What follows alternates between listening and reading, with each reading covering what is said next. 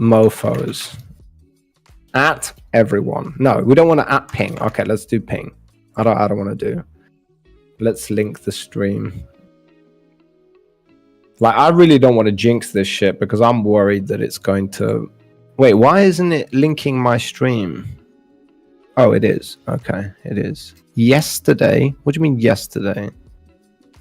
Watch stream. Wait, does this work? This should work, right? Okay, it works. All right, awesome. YouTube closed. Let's link this. All right. Copy message link. Best streamer ever. Oh, wow.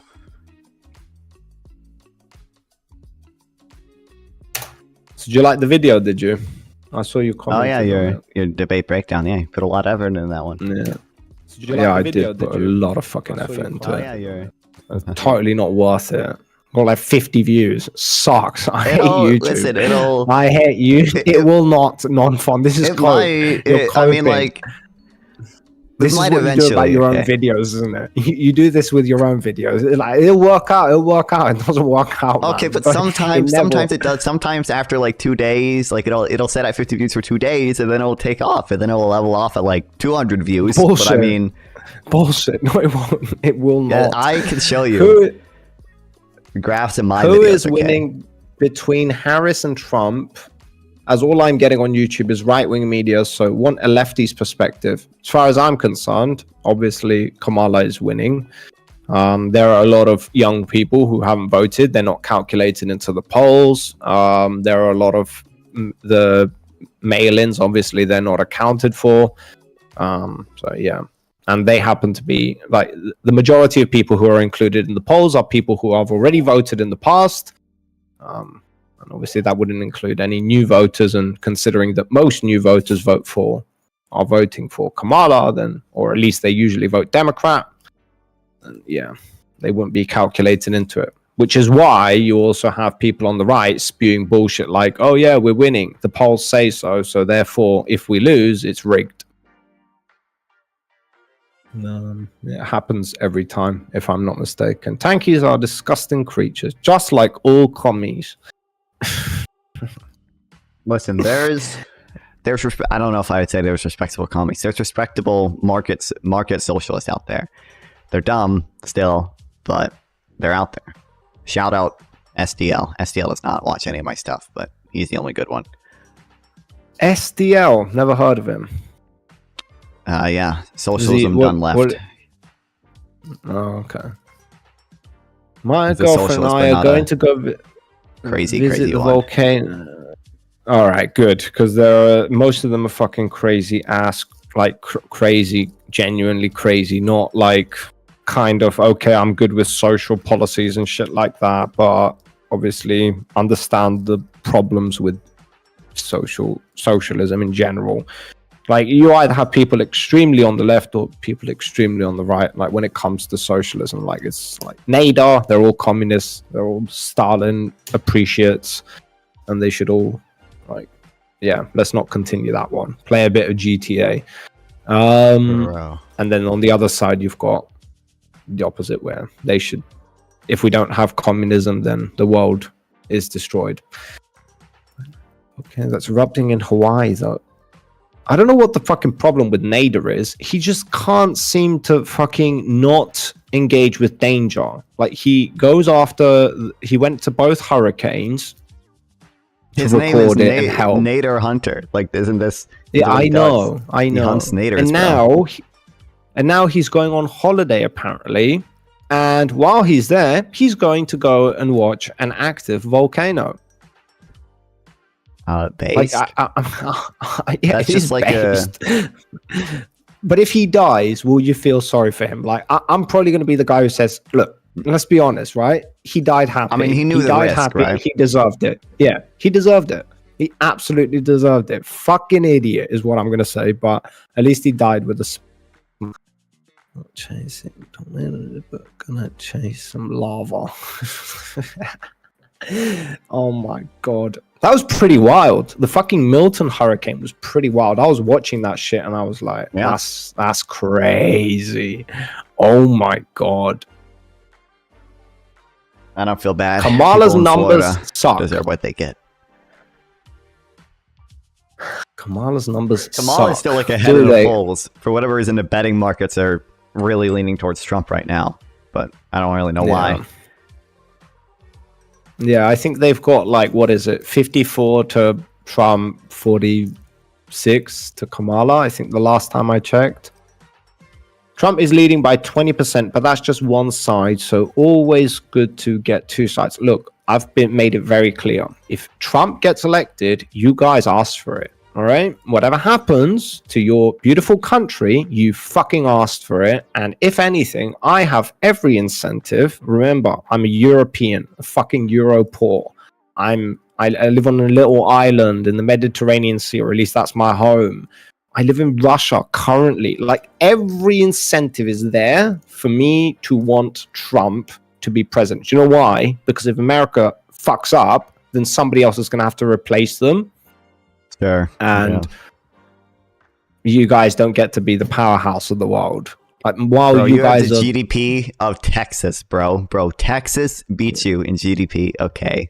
It's gonna be China, brother. And China doesn't even like you that much. Hate to break it to you. Hate to break it to you, buddy. I know. Right. Okay, I was trying to find a way where I'm actually incentivized to want Trump to win, but I'm not. I can't find a steel man for that position. I tried. But you guys asked for it. I'm swear to God, like you guys, you fucked your shit up. Lucky Duck. Wish I could see an active volcano. Like, yes, from a distance, from up close, like a drone. Probably not. Know. Well, I mean, he does fly drones, so maybe he's like just gonna go with the drone. But I doubt that. Like, he showed me a video of him when he went and recorded a volcano, and he's got like 3 meters of distance between him and a river, a genuine huge fucking river that spans over like 10 meters wide of lava. Okay, so he doesn't just fly drones, he literally goes and gets one of those chairs they put on the beach, the little metallic ones, and he's got his little umbrella, and he's probably like drinking a beer and just got his other hand down his pants and just looks at the lava. Yeah, so no, I don't think he's going to just use a drone. This is Nader we're talking about. What's up, Malibu? How you doing, man? Good luck for the Hippy Dippy event. Thank you, brother. Thank you. I need all the luck I can get. The stream has been going... I don't want to jinx it, but it looks to be okay. It looks to be okay. Putin is not really that bothered. Have you seen the new Hassan shit? Non-fun. Yeah. Yep. It's wild. I love Twitch. It's so cool. It's fucking crazy. Like, these motherfuckers are like just pure anti-Semitic at this point. Like, this is not even like can be hidden. It's been like that for a long time, but now it's just like there's no hiding it. Like, this shit is wild. Twitch is going down. Twitch is going down. Like, that video where they're basically can deplatform Hassan, and then we can steal all of his viewers. Okay, it'll happen. We can do it. Yeah, I'm pretty sure a lot of people have been waiting for that to happen for a long time. I don't know. Helene had higher winds. Okay, so the winds were 5. Milton went wild, spawning tornadoes just before landfall. Yeah, I saw that. There were tornadoes everywhere. Welcome back, Poland. Yeah, that was fucking wild. I think there was like 4 that got spawned.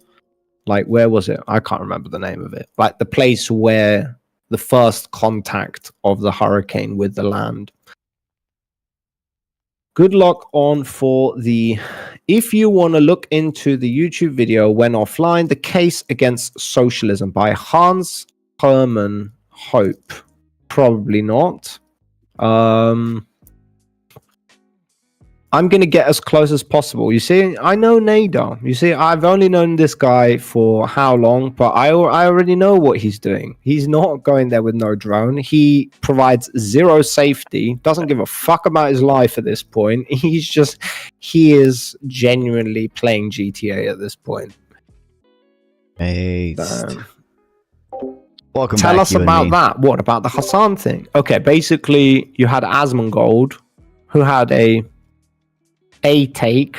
Let's just say a take. I don't know. You guys basically know me that I'm not a big fan of Asmongold. Worded, controversial take. Exactly. Talking about Asmongold, considering that I like him for his World of Warcraft stuff, considering I played WoW, but when it comes to him talking about anything in relation to politics, he's an absolute fucking idiot. I don't think he knows very much. He doesn't really know anything about it, but he talks about it, so it's whatever. But then he had a take about Palestinians, let's just say, or about Muslims, and how, let's just say that the West is superior to Muslims in some context. Well, that's not what he not said. really, he said yeah, that you don't want to generalize they were like genocided that. Because, although I don't think he knows what genocide he did is. say that. Yeah, like he later, did like say he that. talked to Hassan, and I think he's like Asmon's goal definition of genocide just means like killing people even based on militant status, which means like killing all of Hamas is a genocide, which is a weird definition of genocide. I just don't think he knows very much. Wait, really? Wait, I didn't Yeah. know that was what he thought. I didn't get. Yeah, I I don't didn't think get he that. actually. He doesn't really know what the fuck he's talking about. But basically, the problem is that he's.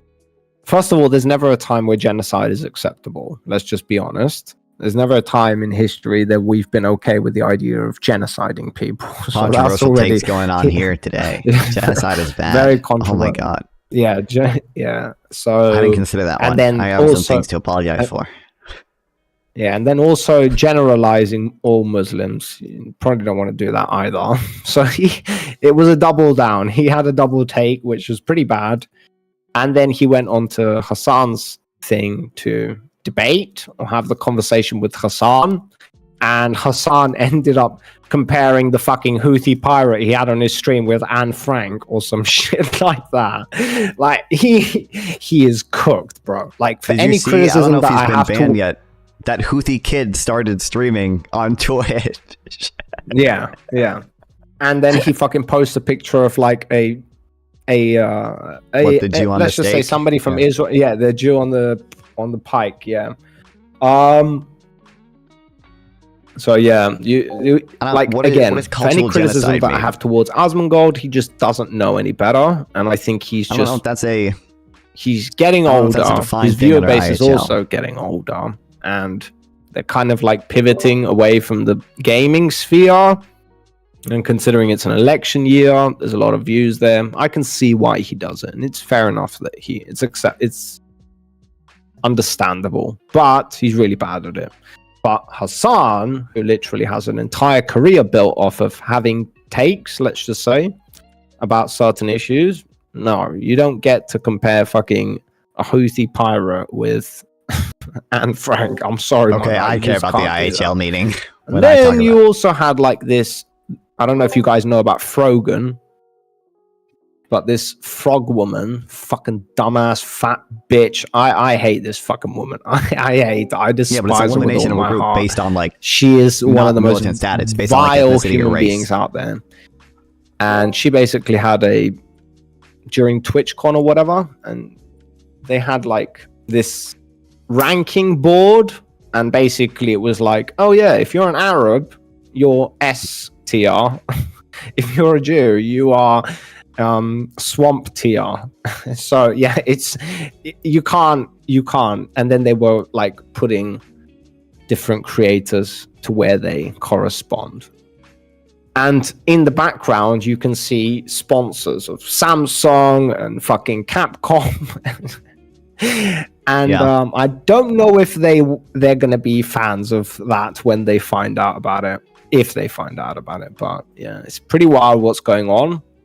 And she Then you've also got said like, oh, I think all soldiers in the U.S. should get PTSD. I don't care if they get correct. PTSD. She also said that. Yep. She also said that, and it's literally in Twitch policy that you're not allowed to discriminate it's like, against. Like veterans are protected, and so are medical conditions, which PTSD would fall under. It's like literally two different like protected classes. She insulted, but she gets away with it. Yeah, it's pretty wild. And then you've got obviously Sneeko and Myron getting unbanned on Twitch, which just happened to be some of the most anti-Semitic streamers and content creators out there, apart from Nick Fuentes. So, yeah, it's going good. It's going good, guys. Twitch is doing really well these days.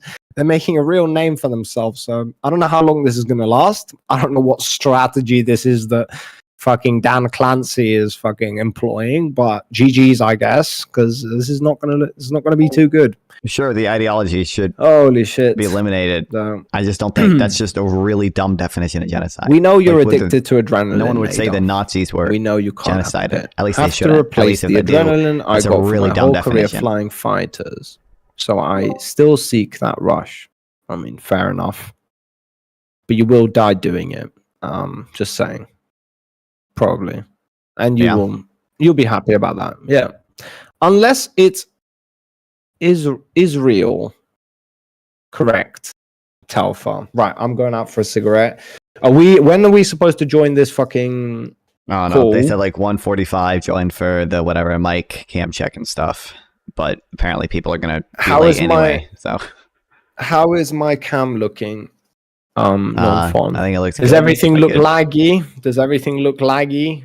I mean, it's not bad. I mean, it's frozen like a few times, but it looks mostly fine.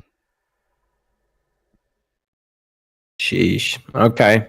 It's that's about. Oh, as soon as I said it, we're going. It's becoming red. Yeah, I don't know. Okay, some of it might be on my end too. I don't know, but okay. Let's hope it works. If not, the only other option is I have to change servers. Right, I'm going out for a cigarette. It looks fine on Twitch. Yeah, but you guys are watching straight from OBS. You're not watching from the Discord. Oh yeah, you are. Wait, what the fuck? What am I saying? I am. Yeah. Wait, let me see. Does this work? Okay. Here you go. So that's what. Look what I did, guys. Look, chat. Look at this. I've been working hard. Wow. Look at that. I can't see what you did. That's wild, bro. Look at that. We've got ads and shit. Let's go. This is amazing. Best content ever. Yeah. Best amazing content ever. I've also got this one. Amazing. Yeah, I know, bro. This shit takes time to do. Like, you guys are laughing about it, but this is not easy to do. Well, it is. It is impressive, boss. Just I edit my own videos, and I think these overlays, they're nice. They're nice and fancy. They're smooth. They look good. It looks professional, brother. Based. Holy shit. Non-fun has base takes. You see, this is why I like non-fun, guys. Okay, look at the other one. I got another one, chat. Look at this. Watch this.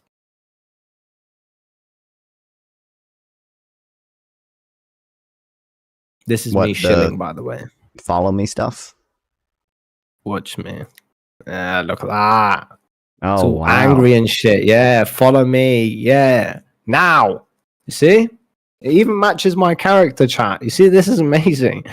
Don't tell me, guys, that I haven't been preparing for my comeback on Twitch with 20 average viewers. Let's go. I've been preparing for this. Damn, this new shit will be great for whenever you stream. Yeah, let's just hope Putin doesn't have it out for me more, so we can actually get that done. Right, be right back, guys. All right. Hold on, let me pull up boss's chat, too.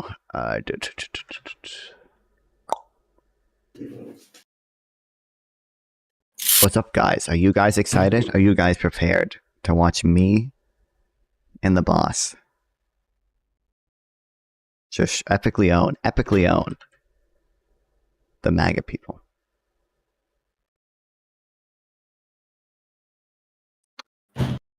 Like there's a function in Twitch where the chats can combine. What do you mean the knock thing? The knock thing is stupid. I don't know. I have Chatterino and I can pull up both chats at the same time as well. But I don't know. I don't really need to do it right now. I don't know. I'm very curious what graphs the boss looked at before this. I don't know. What exactly. I don't even know what his position is going to be. The first topic's basically, are the jobs numbers fake? That's what it's going to devolve into. The second topic is, should the U.S. prioritize military spending or social spending? I don't even know what his take is on that one. I don't even know my take on that one. I didn't come up with the precision for that one. I'll do it on the spot. Complete going in blind to get mogged is dumb. Well, I don't know, like the other side coordinated or anything. I don't think. I mean, I don't know. I don't think they did. Oh, they didn't.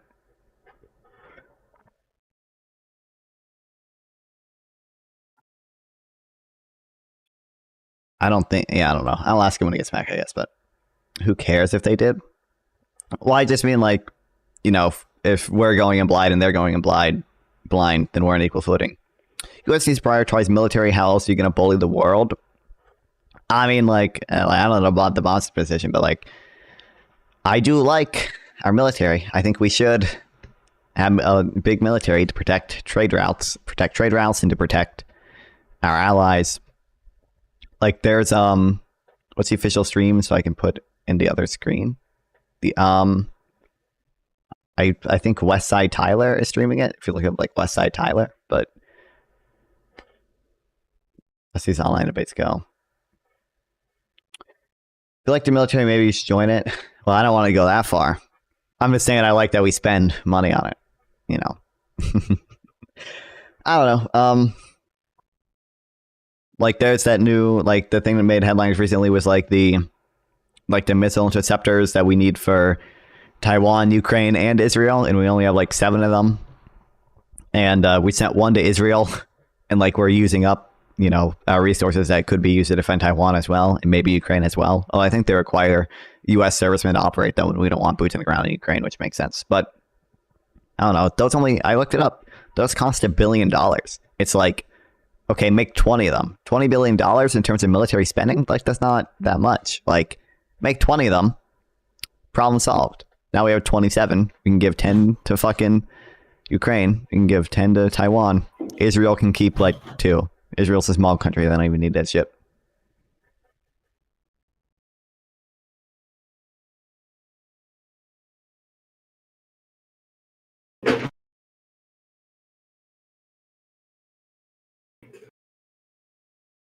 Okay. Boss, Twitch chat thinks we're gonna get mogged if you don't tell me what graphs you looked at. What graphs? The labor statistics, the Bureau of Labor Statistics. I mean, if you're looking about, they put out about the multiple numbers, unemployment they rate, put out multiple graphs, but yeah, but I'm taking directly from the most updated one. So you just go to the labor. Where is it? Well, I mean, but they track unemployment, they track payrolls, they track CPI. Like, yes, I've checked all of that. Like, I have fucking graphs and shit. I'll just panel over to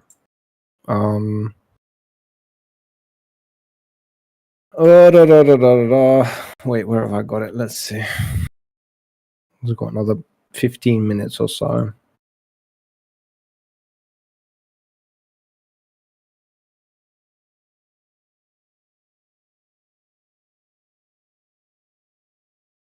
Okay, so I don't think I can share my screen, but basically I've got this, and then obviously the Bureau. How do you spell Bureau of Labor? You feel like a BLS.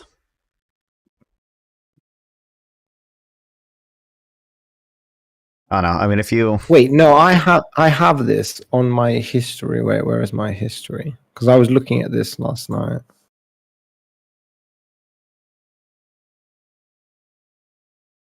Were you guys worried that I'm looking at the wrong charts or something?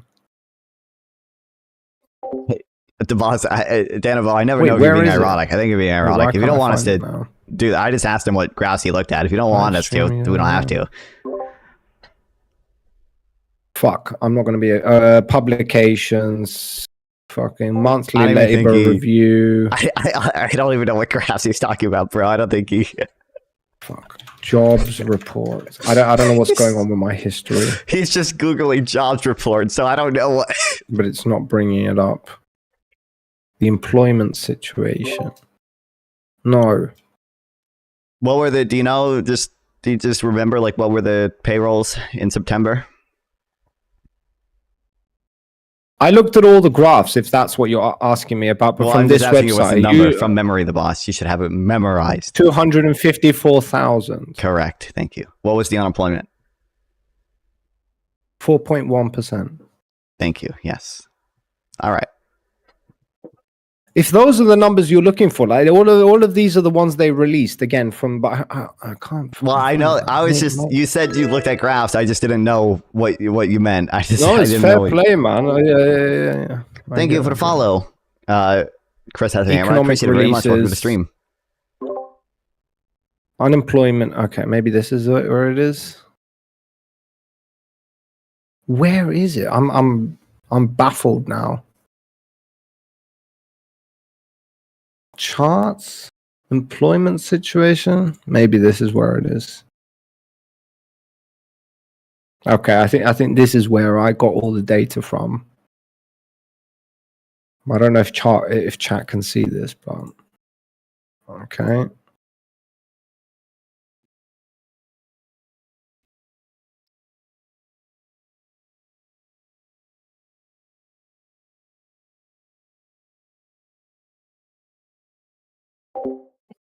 You and me. What do you think? What do you think this is?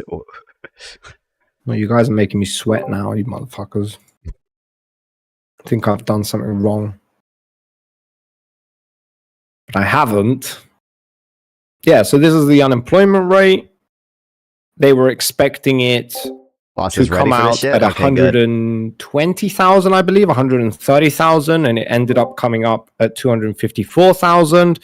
The area or the discrepancy is at the 90% accuracy. The boss doesn't, but these are like my personal notes. I guess I could send it to him. No, this was by sector. I don't know how useful they would be.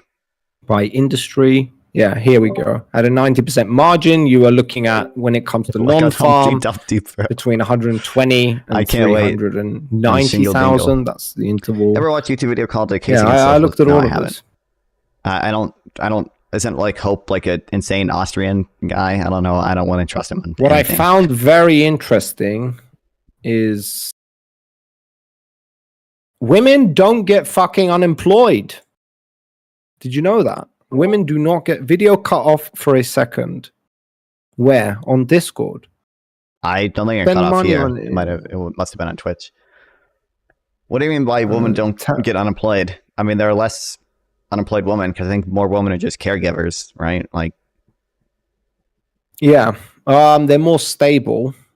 Women are much more stable than anything. I mean, they don't have these Austrians significant are insane. Austrian use the same things to critique like socialism and like men. Just a like general most welfare. Most of the time, they're not getting unemployed, but then when there are huge increases in employment, they're not really affected by it, considering that they're most likely not. They're most likely not affected by it. The most volatile are between the ages of 18 and 19. Also, Asians are not pulling their weight. Damn. Those fucking Asians are not pulling their weight. Let's go. Who else? Latinos as well. Am I mistaken? Asians. Yeah, the Asians are a problem. Latinos as well. No, Latinos are like at their trend line. Blacks are very good. The blacks and the African Americans pull their weight very severely. I feel like wait. This is a handicap. Wait, who's the handicap here? What? The boss is the handicap. The boss is goated. I don't know what you mean. What? See, yeah, men are. Am I? So and so. It's fine. We'll be good. Whites. Where is it? Whites? Which one's whites? Let's see. I can't remember. I was looking at this last night. Listen, F. We're looking for F. Like, yeah. I mean, he's not even American. But like 90% of Americans could not even tell me what the unemployment rate is right now. So yeah.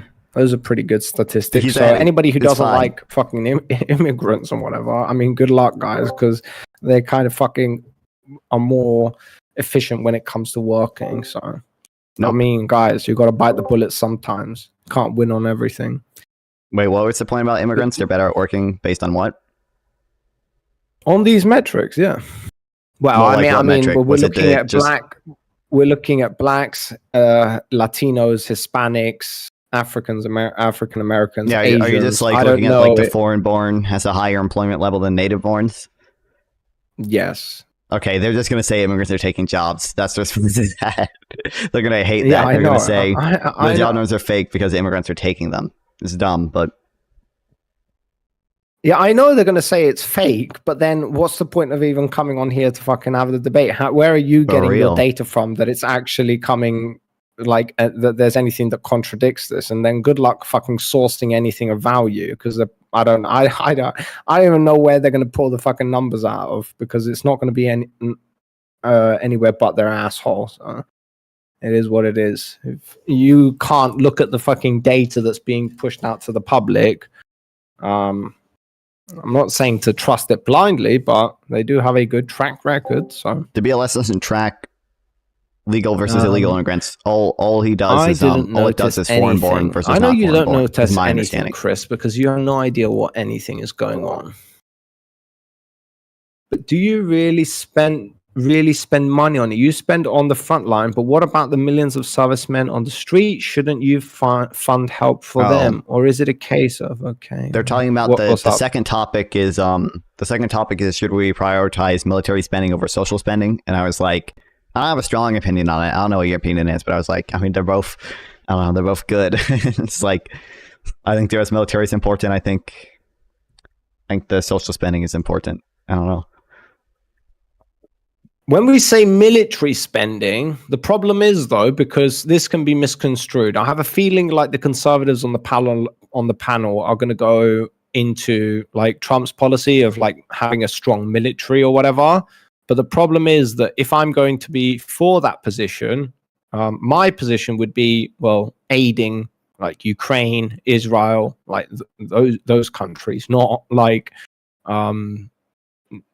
just fucking internal issues. Like the ones at home, you can take care of those issues pretty well. But yeah, that's I'm gonna have to fucking caveat the shit out of that one, because I don't want it to be misconstrued.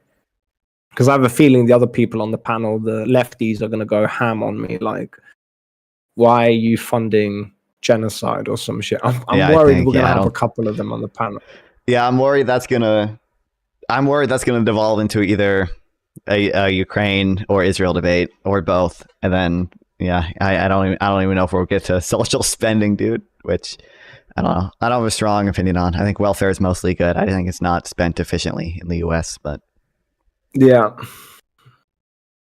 But obviously, if we look at what's up, David? How you doing? Wait, David? Why do I know David?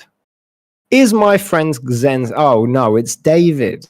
Also, no, I have not talked to Dylan Burns, whoever asked. I forget who asked, but right, no. Fuck. Why does it keep doing this? Go away. Starting soon. Bullshit.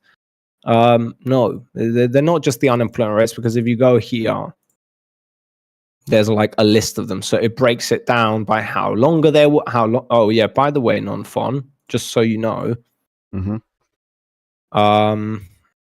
Like the average work hours is also pretty abysmal. Just saying. All right. What do you mean abysmal? I saw working hours decreased a little bit, but well, a little bit, yeah. But if you take the fucking average, like, we're not like that shit is not good. What's so? Saying, I saw okay, so like September, here's the working problem, hours right? decreased by like 0.1 a week or something. What's the? No, it's not that. Okay, yeah, this is the problem, because if I even bring this up, it's going to be misconstrued in like the worst way possible. But okay, so if unemployment is fucking down, which it is, it's a 4.1%. We are below the average. So that's really good.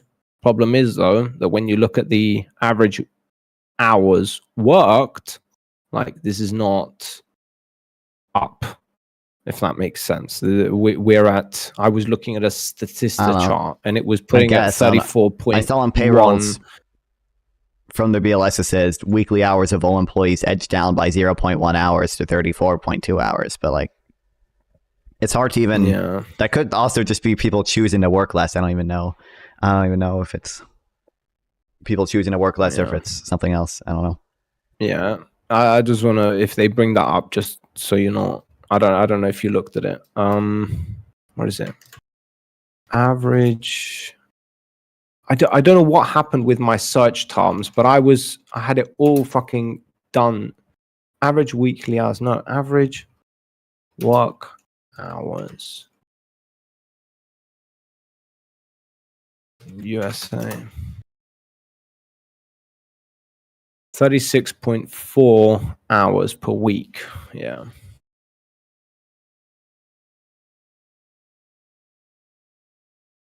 It's more than other countries. That's a good thing. Well, like that's both good and bad. you can play it both ways. I feel like why are you showing me Germany? Who the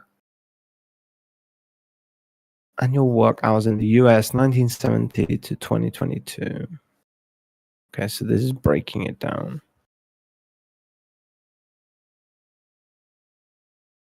I don't know how in April 2023. Okay, so this is old as shit, this data. Yeah, this is not good.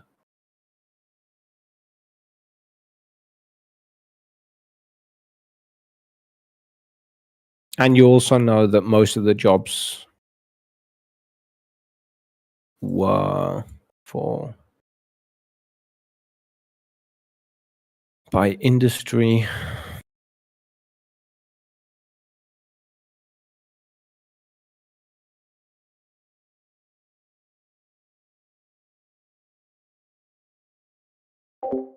We prefer this on or off jet.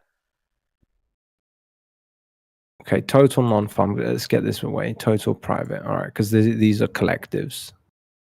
Private education, health services. I think it's better off.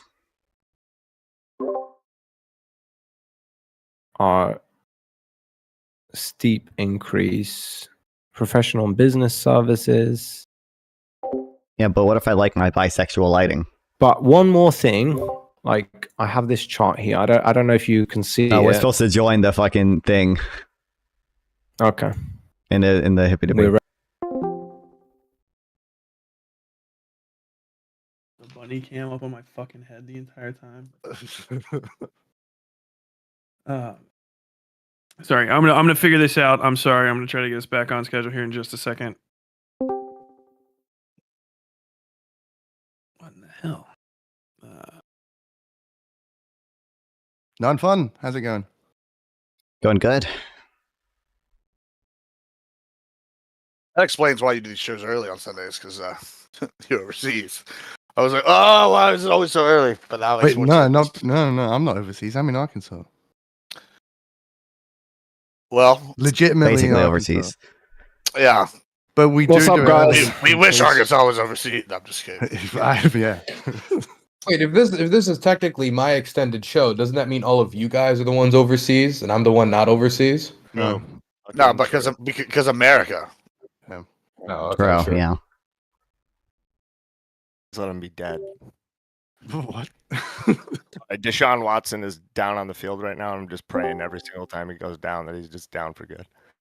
Oh, well, speaking of football, I don't know if you watched this yesterday, but my Aggies won and the Longhorns lost. Ooh. All is good in the world. Yeah, but sorry. Dude, I didn't know you were an Aggie. Yeah, class of 2013, baby. Ooh, I also wrestled at Texas A&M. Nice. I graduated 08. Hey, there you go. Who said that? Turk. How you doing? Hey, Turk. There you go. God, it's so dark. Howard Station would be fucking... I know. I'm debating taking some of these streamers that are here to go into LSU game next week, but like tickets are already like $400 for nosebleeds. Wait, can you guys see me, hear me? Is everything okay? You're good, boss. Yes. All right, cool. All right. Tyler's going to make you play with your mic levels pretty shortly as well. Yeah. All right, cool. I'm going to be running through. Okay. Hey, everybody. What's up? I'm Tyler. If you don't know me already, hosting. I'm the guy. I'm the dude. So I'm going to be doing this here.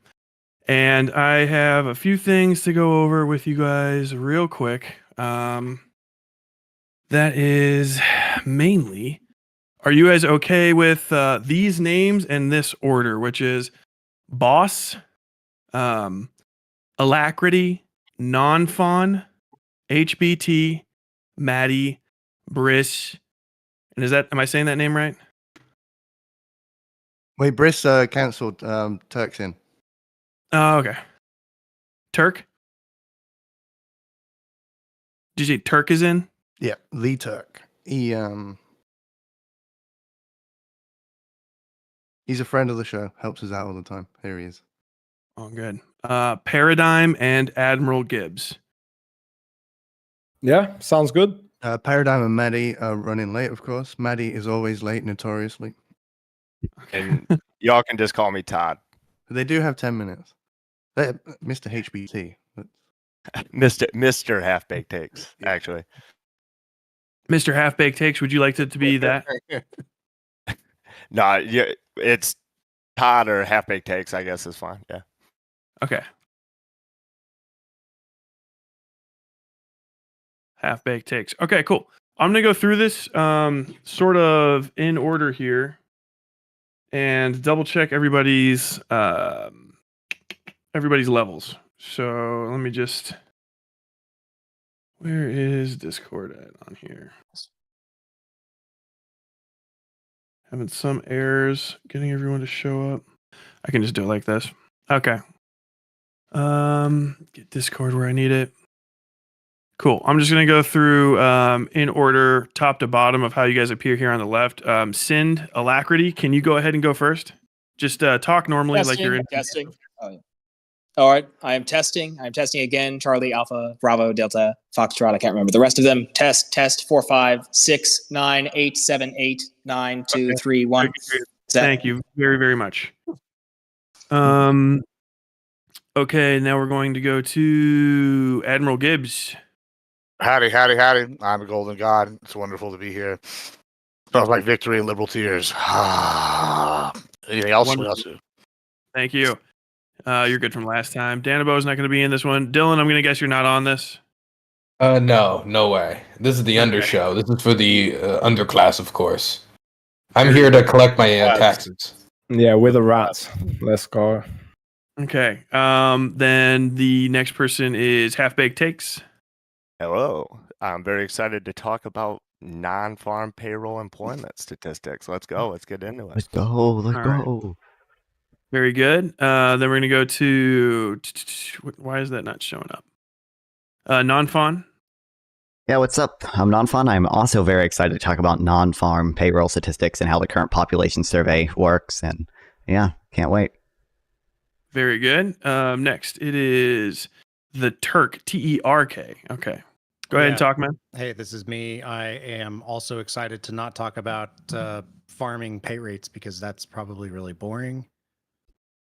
Okay. Could you turn your overall volume on your side just up just a little bit, your output on Discord? I got a notification from LinkedIn, I think. Happy birthday, Turk. Oh, thanks, man. I'll work on the mic. I think that sounds good now. That might have been me. All right. Yeah, I think didn't mess with anything. Okay. Yeah. No, all good. And then the last one is yes, I'm the boss, and then I guess Maddie whenever they show up. Yes, I'm the boss, and I'm here on my first fucking panel. I don't even know if we can swear, but I'm already swearing. Base, let's go. Are we ready to do this? Yep. Tremendous. I've got some stuff to fix on my end real quick, and I guess we're waiting for the last person, so you can't blame me necessarily. They've got 7 minutes. They'll be here. Okay. This is actually getting broadcast to NPR, so you can't cuss. I'm sorry. Damn. True. Are we going to be doing it in this voice channel, or are we going to switch voice channels? I need to know how to set up my OBS. Oh, as soon as we go live, I'm going to put you in the live on air room. So all your cameras are going to turn off. You'll have to turn them on. Just All right. hit the Okay. button. Wait, so can we or can't we swear? I'm not. You can I don't. swear. understand. You can swear. Okay. Just he try was not to joking. swear in the first. You're gonna be 60 fun, my 60 friend. seconds. This is And gonna be so fun. Don't say any Yeah, this is slurs. gonna be Don't say any amazing. slurs. Other than that, you're good. All right. Cool. I'm not that unhinged. And maybe Don't don't worry. call for any mass killings. That's a no-no as well. Who? Or wishing Masculine? Just don't bring PTSD. Twitch OS. Twitch TOS. Yeah, we don't Unless wanna- you're on any Hassan, veterans, then it's okay, We but- don't want to do that. Yeah. Okay. Cool. Well, I mean, I don't know, Dylan. Can you do that? You're of What? the protected political class. Can you wish PTSD on veterans? Wait. Why is he a Wait. If actually, I can transfer it to others. Does anyone want to take that burden from me? I'd appreciate it. Damn. It's a joke on censorship stuff. Oh. Okay. So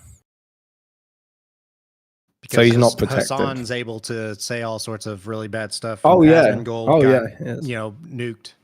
Dylan said, "Watch out, or he's going to make you an honorary gay." Well, I don't even know if he should Damn. have been speaking to begin with. So there's that as well.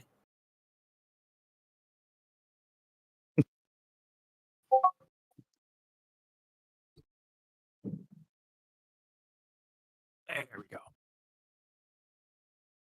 Cool. Just for a heads up for anybody that hasn't been on with me before. How I'm going to do this is I have a little piece that I read. Okay, I'm going to hop in, read it out, and then I'm going to go through the standard order. It is going to be that same order the entire time. So when we go through intro pieces, outro pieces, that's going to be it. So if you kind of remember where you are, you'll know to be ready. You get about 2 minutes. Everything's timed, so I'm going to have the timer going. Don't worry about that. On the first run through, it's basically going to be like, hey, boss, then Alacrity. And then you just go ahead and say, hi, I'm Alacrity. This is my whatever. You can find me here, there, Twitch, that kind of stuff. Basically just your name and a little bit about your politics so people know kind of what to listen to you for. After I go through that, I finish the rest of the intro, and then we're going to go into segments. I'm going to introduce like a segment, very obviously. And then it's going to go in through that exact same. What is going on here, man? Turn off all notifications for Discord. It's going to go back through that exact same order, right? And you're going to do your intros. It's going to be about 2 minutes, maybe a minute and a half. I've been doing 2 minutes for all of these, and rarely do people even get past about 45 seconds to a minute. So that should be pretty solid. You're going to get another chance during the outros to the very final take to basically plug yourself again too. So don't worry about it. Anybody have any questions? What number ranking am I in the sequence? What's your name again? Turk. You are third from the bottom. So number 7. So What? Tyler, are you going to call individual people out, or are you basically going to say, let's do the introductions and then I'll go immediately? I will call you out. I'll let you know All right, when it's cool, time to go. All right, cool. Once we go through the main intro portions, I'm going to switch it over to the pit. Once that opens up, it's going to be on you guys. If you will get muted, more than likely, Gibbs, looking at you. It's okay. Don't worry. None of my mutes are personal. I don't give a shit what your politics are. It's literally just to continue the conversation. There is a mental timer that goes on, so it's not going to last indefinitely. It's not punitive. It's just you did way too good of being noticed. Now it's got to be some other people's time so that we can let this not just be, a back and forth between two particularly loud individuals. Everyone cool with that? Yeah. Okay. Indeed. Equity of voice. Yes. Last thing also is just minimal metagaming. Try not to whine too much about me. If you are getting interrupted, talk over the person. Literally just get in there, make yourself fucking known. Don't try to beg for time. Don't try to beg to be noticed. There's going to be 8 people talking.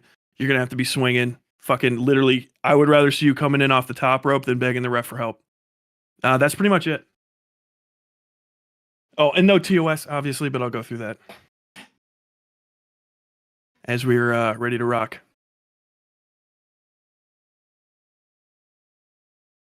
Do I have you guys muted Yeah, or something? only as a Or last did resort, nobody don't say worry. anything to that? Nobody I said don't- anything. No one said we anything. literally all ignored Good you. little Yeah. students right now. Good little students. Active Yeah, listeners. we all ignored you. Yeah, that's, Insanely well behaved. yeah. We don't like authority. It won't last. It won't last, Tyler. Sorry.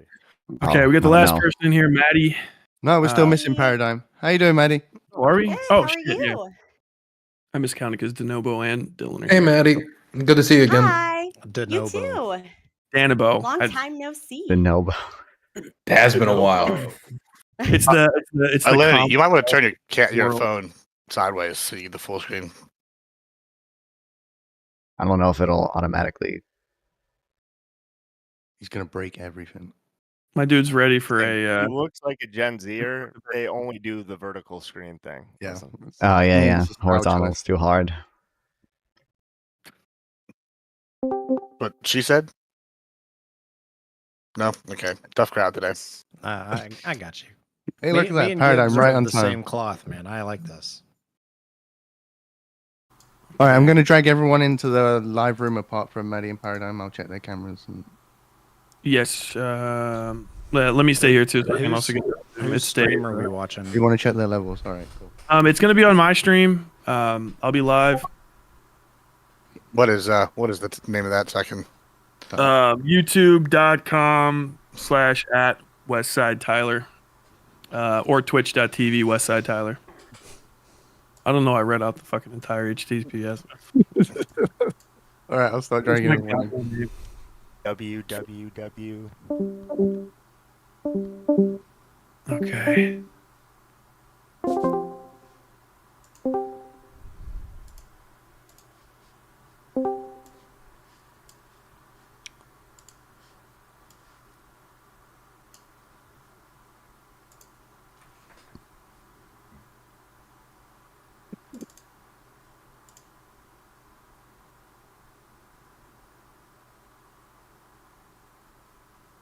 Hello? Can you hear me? Yep. I have my camera on, but it's not showing me from my end, at least. They're just on your phone. Yeah, we were saying turn your phone. Oh, okay. Thank you. I didn't know you were talking to me, actually. I was Oh, Gotcha, man. fucking Gibbs, you dog. I got him. Yeah, listen, team player Gibbs is. Damn. So am I visible? You're Yes, you are. fantastic sir. now. I'm visible? Oh, that's strange. Because on my phone, it doesn't show that I'm visible. So that's strange. Yeah, I did that to me the other night when I had to call in somebody's.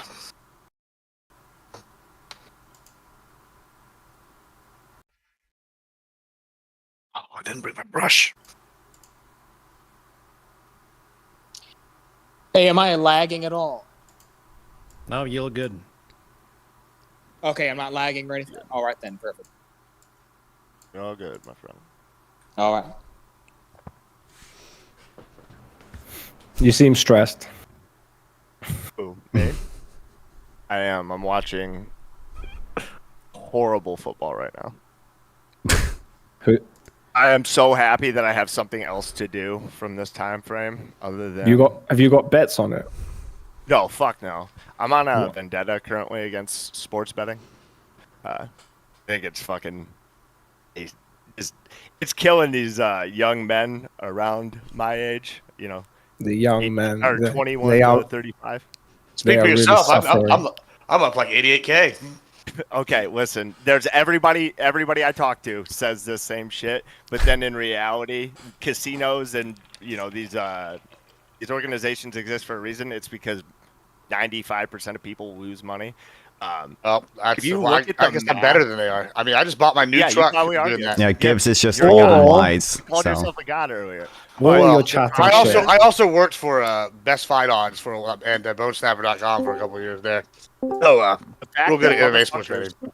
The fact that motherfuckers can put in a credit card, they can put their credit card in, and then they can just bet and chase their bets and chase their bets and chase their bets by clicking a button All on right, their everybody. fucking phone.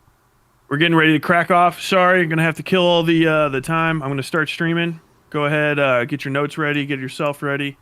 Maddie, if you want to try to get that camera rocking and rolling, I gotta get mine going too. And we're gonna start this thing off.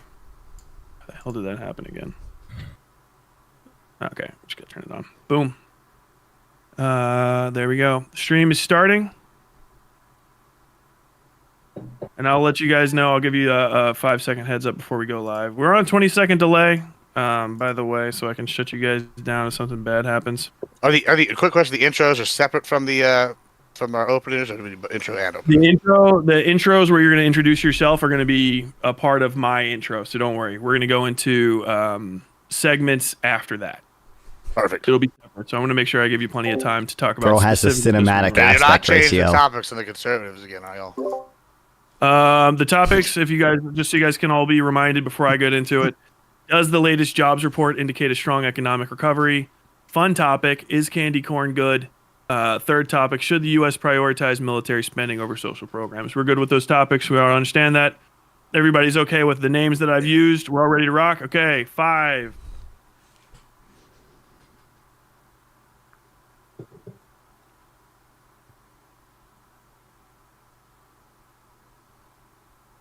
And we're live. Ladies and gentlemen, welcome back to another Hippy Dippy recruitment. Ladies and gentlemen, theys and thembies, reds and blues and pixies too.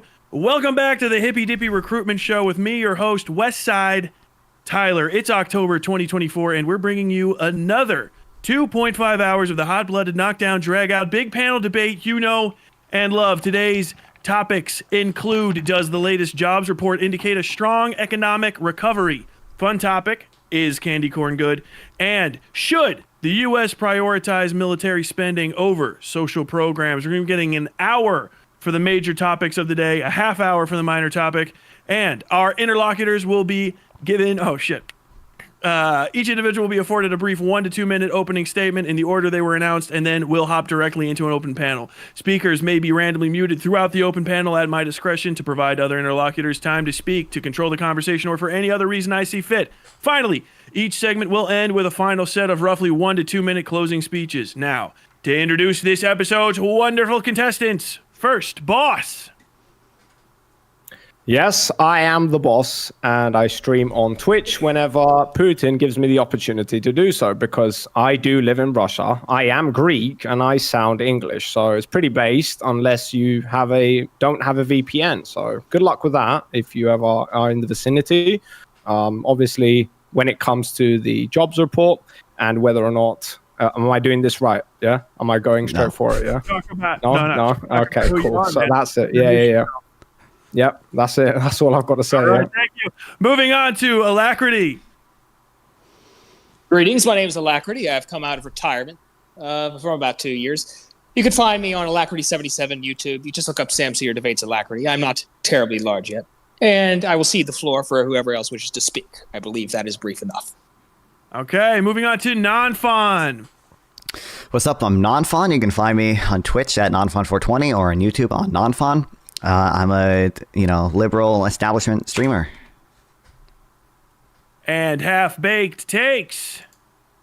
How's it going? I am formerly known as Half-Baked Takes, but you can find my YouTube Todd Allen Kitzler. I've been working in Republican politics for about half a decade now. I'm excited to talk to you folks. And Maddie. Now I have it as Stark Raving Maddie, used to be Maddie Cakes.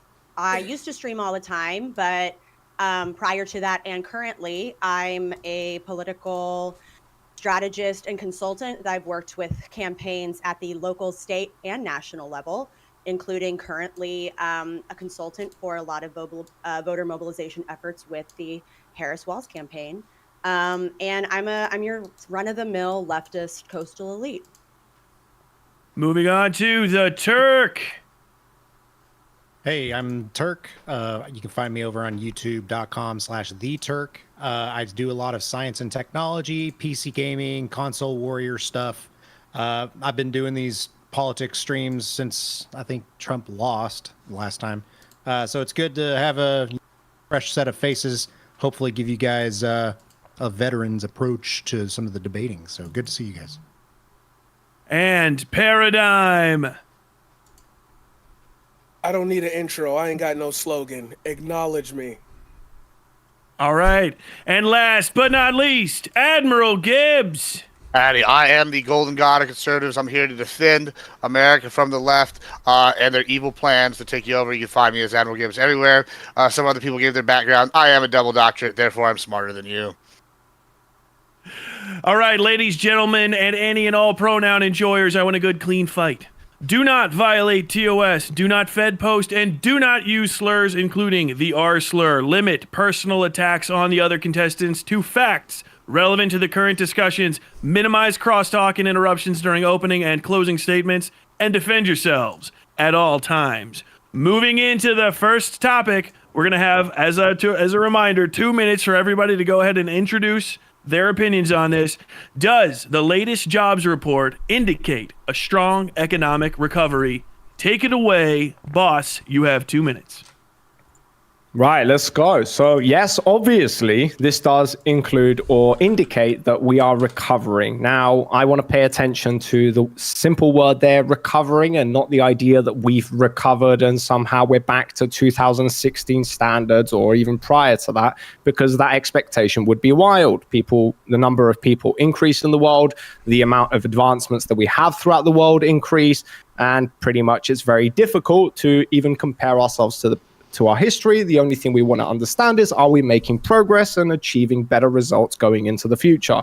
And that is obviously the case, considering we came in at not only what the expectation was, we absolutely blew through the roof of that. And anybody here who's going to indicate that somehow there's conspiracies and these numbers are butchered, and then we're going to find out that actually they're a lot different. Well, when it comes to a 90% accuracy rate in the margin of error, anybody who understands statistics or analytics, which I would be one of those individuals, you will understand that that basically never happens when you are going to fall out of those ranges. And the lowest that range can ever be is 120,000. So even if you are going to point to that and say that we're going to actually find out it's a lot different than what it currently is, the reality is that the best you're ever going to accomplish is 120,000. And considering that Fox News or the conservatives and the MAGA basically are going to, the best they're going to be able to do is come up with 120,000. So, I'll see what my opponents have to say. So, good luck. Moving on to Alacrity. You have 2 minutes. So as for my position on the report, I would say that it at best reflects a mediocre recovery, if it can be called a recovery, and at worst, a masking of a mild catastrophe. Catastrophe may be a bit stronger. However, given the methodology of the report, there's nothing wrong there. One of my opponents just said, obviously, I don't dispute the methodology of the report. But if you actually look at the composition of the numbers reflected in the report, you will find that the 254,000 job increase is not as glamorous as you think it is, especially if you look at the report in totality, along with other reports, such as the Federal Reserve's Beige Book. So while the statistics themselves are not flawed, if you actually look at the composition of the job growth, you will find that the growth is a bit more of a sugar high than a recovery. Okay, thank you very much, Alacrity. Take it away, non-fun. Yeah, I think the jobs report was clearly a pretty good sign, but as Biden said, everything MAGA doesn't like, they claim is fake. So I feel like the only way to get around the jobs report being good is to not fully understand the data and use that to claim it's a conspiracy, or by resorting to anecdote or some other unrelated data set that ends up just proving the economy isn't perfect, which is not what we're claiming. Okay, moving on to half-baked takes. Well, as usual, or for at least the last 80 years, the U.S. economy continues to be the envy of the world. However, how quickly we are recovering, or how quickly we are getting ourselves back into a strong economic standing, I'm not totally sure there. What I will say, it's also concerning that we're seeing these upward trends in employment in areas such as food service and drinking places, healthcare, government, social assistance, and construction. You can make an argument for some of these, but I don't know if these are necessarily the industries that we're dying to have Americans work within. So I'm interested to hear what everybody else has thought. thoughts are, but this is a nuanced topic, and I don't think it's as simple as just saying it is a positive or a negative indication. Okay, moving on to Maddie. Academic background is in economics. I have a master's degree in economics, and I've been published in economics, specifically in macroeconomic growth in developing countries. And I think it's pretty obvious that this jobs report is a massive indicator of economic rebound. And here's the thing, it's not just the job report that is indicative of that. There are a lot of different economic indicators like the CPI, like the stock market, like just overall consumption. And there's different ways and metrics that you can use to evaluate the economic strength of a country and also looking at economic recovery. And the United States right now is overperforming across every single metric. It's not just jobs, it's consumption. It's seeing people starting more businesses. It's seeing people start to consider things like home ownership and starting families. Like, these are all really powerful economic indicators, and we're seeing positive results across the board. You would have to be literally insane to say like, oh no, that's just a lie. Like, nope, doesn't happen. Although I gotta say, I know the Kool-Aid tastes real good.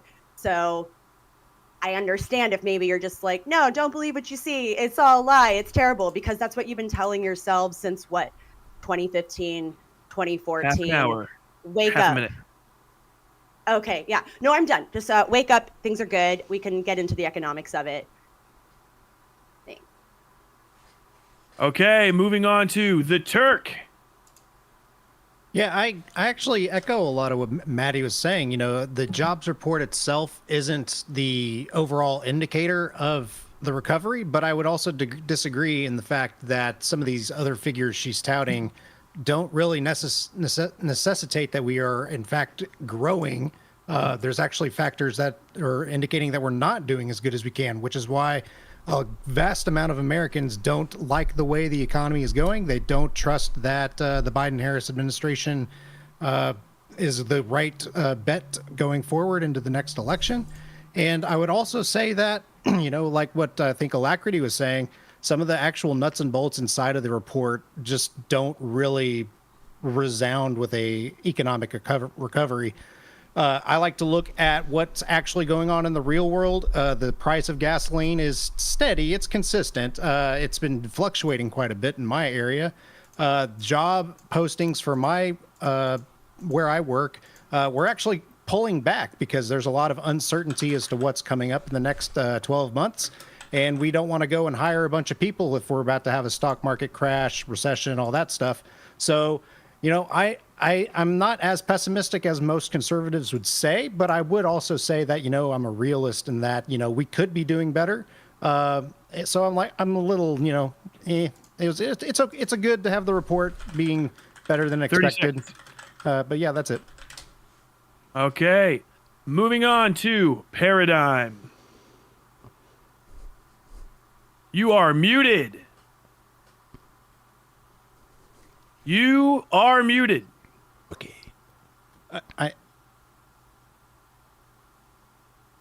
I think You're still muted, buddy. We all acknowledge him Oh, now. Paradigm. You're muted, sir. Paradigm, you may not. I'm acknowledging the fact that you're muted. It's okay. Sometimes you fuck with your. All right, go ahead and sound. fix that for yourself, bud. Let me know with just a small amount of noise when you're back in. Admiral Gibbs, go ahead, take it away. We're gonna keep the show moving. Yeah, so the age-old adage of about liars holds true here. There are good liars, bad liars, and statistics. But hey, I'm going to add a fourth caveat to that, and let's just include dishonest NIMS. The FBI crime report statistics came out recently, and I don't know if you noticed, but guess what? Crime was higher than ever in 2022. Guess what we're probably going to find out it's true then? The jobs report in July came out. It was off by 818,000. Guess what? They're lying to you about this one. The federal government says only 3.8% people work multiple jobs. However, guess what? Monster.com Index.com put out an economic report recently saying that between 35 and 40% of people have to work multiple jobs to get through stuff. So if they tell you otherwise, they're lying. We all know it. Let me give you some other examples here.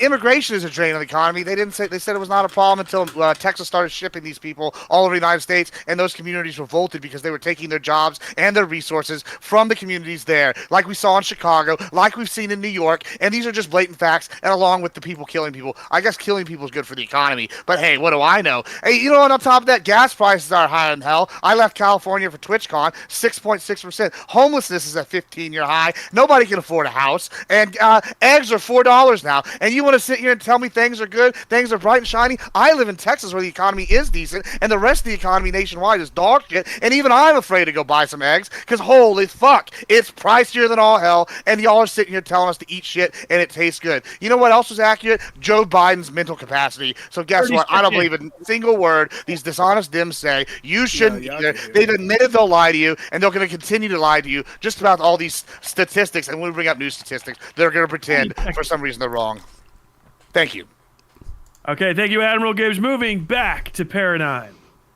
That's a fine speech, kid. Yeah, it's all right, little bro. Try to beat it. You're still doing your intros. Easy. My intro is 10 seconds long. Money is fake. That's my answer. Okay, very nicely done. I'm glad that was very worth the wait. Folks, we are moving into the first open panel. Once again, don't forget, does the latest jobs report indicate a strong economic recovery? Does the latest jobs report indicate a strong economic recovery? This topic's going to take us through the next 40 minutes. Folks, the floor is yours. Okay. Gibbs, are you aware that the methodology... Jesus Christ, that is wild. You can really tell like who's on one side of the fucking aisle and who's on the other, considering that what Gibbs just did is essentially take copy repeat of Trump's fucking chat tactics. Don't answer the question, obfuscate, talk about anything remotely, nothing to do with the topic at hand. Did he even mention employment or unemployment? No, he mentioned immigration, he mentioned gas, he mentioned eggs, he mentioned anything but employment, because the reality is he doesn't want to engage with it. Can I tag along with that statement? I'm sorry to interrupt because I know you want to respond, but I'd like to tag along with that statement.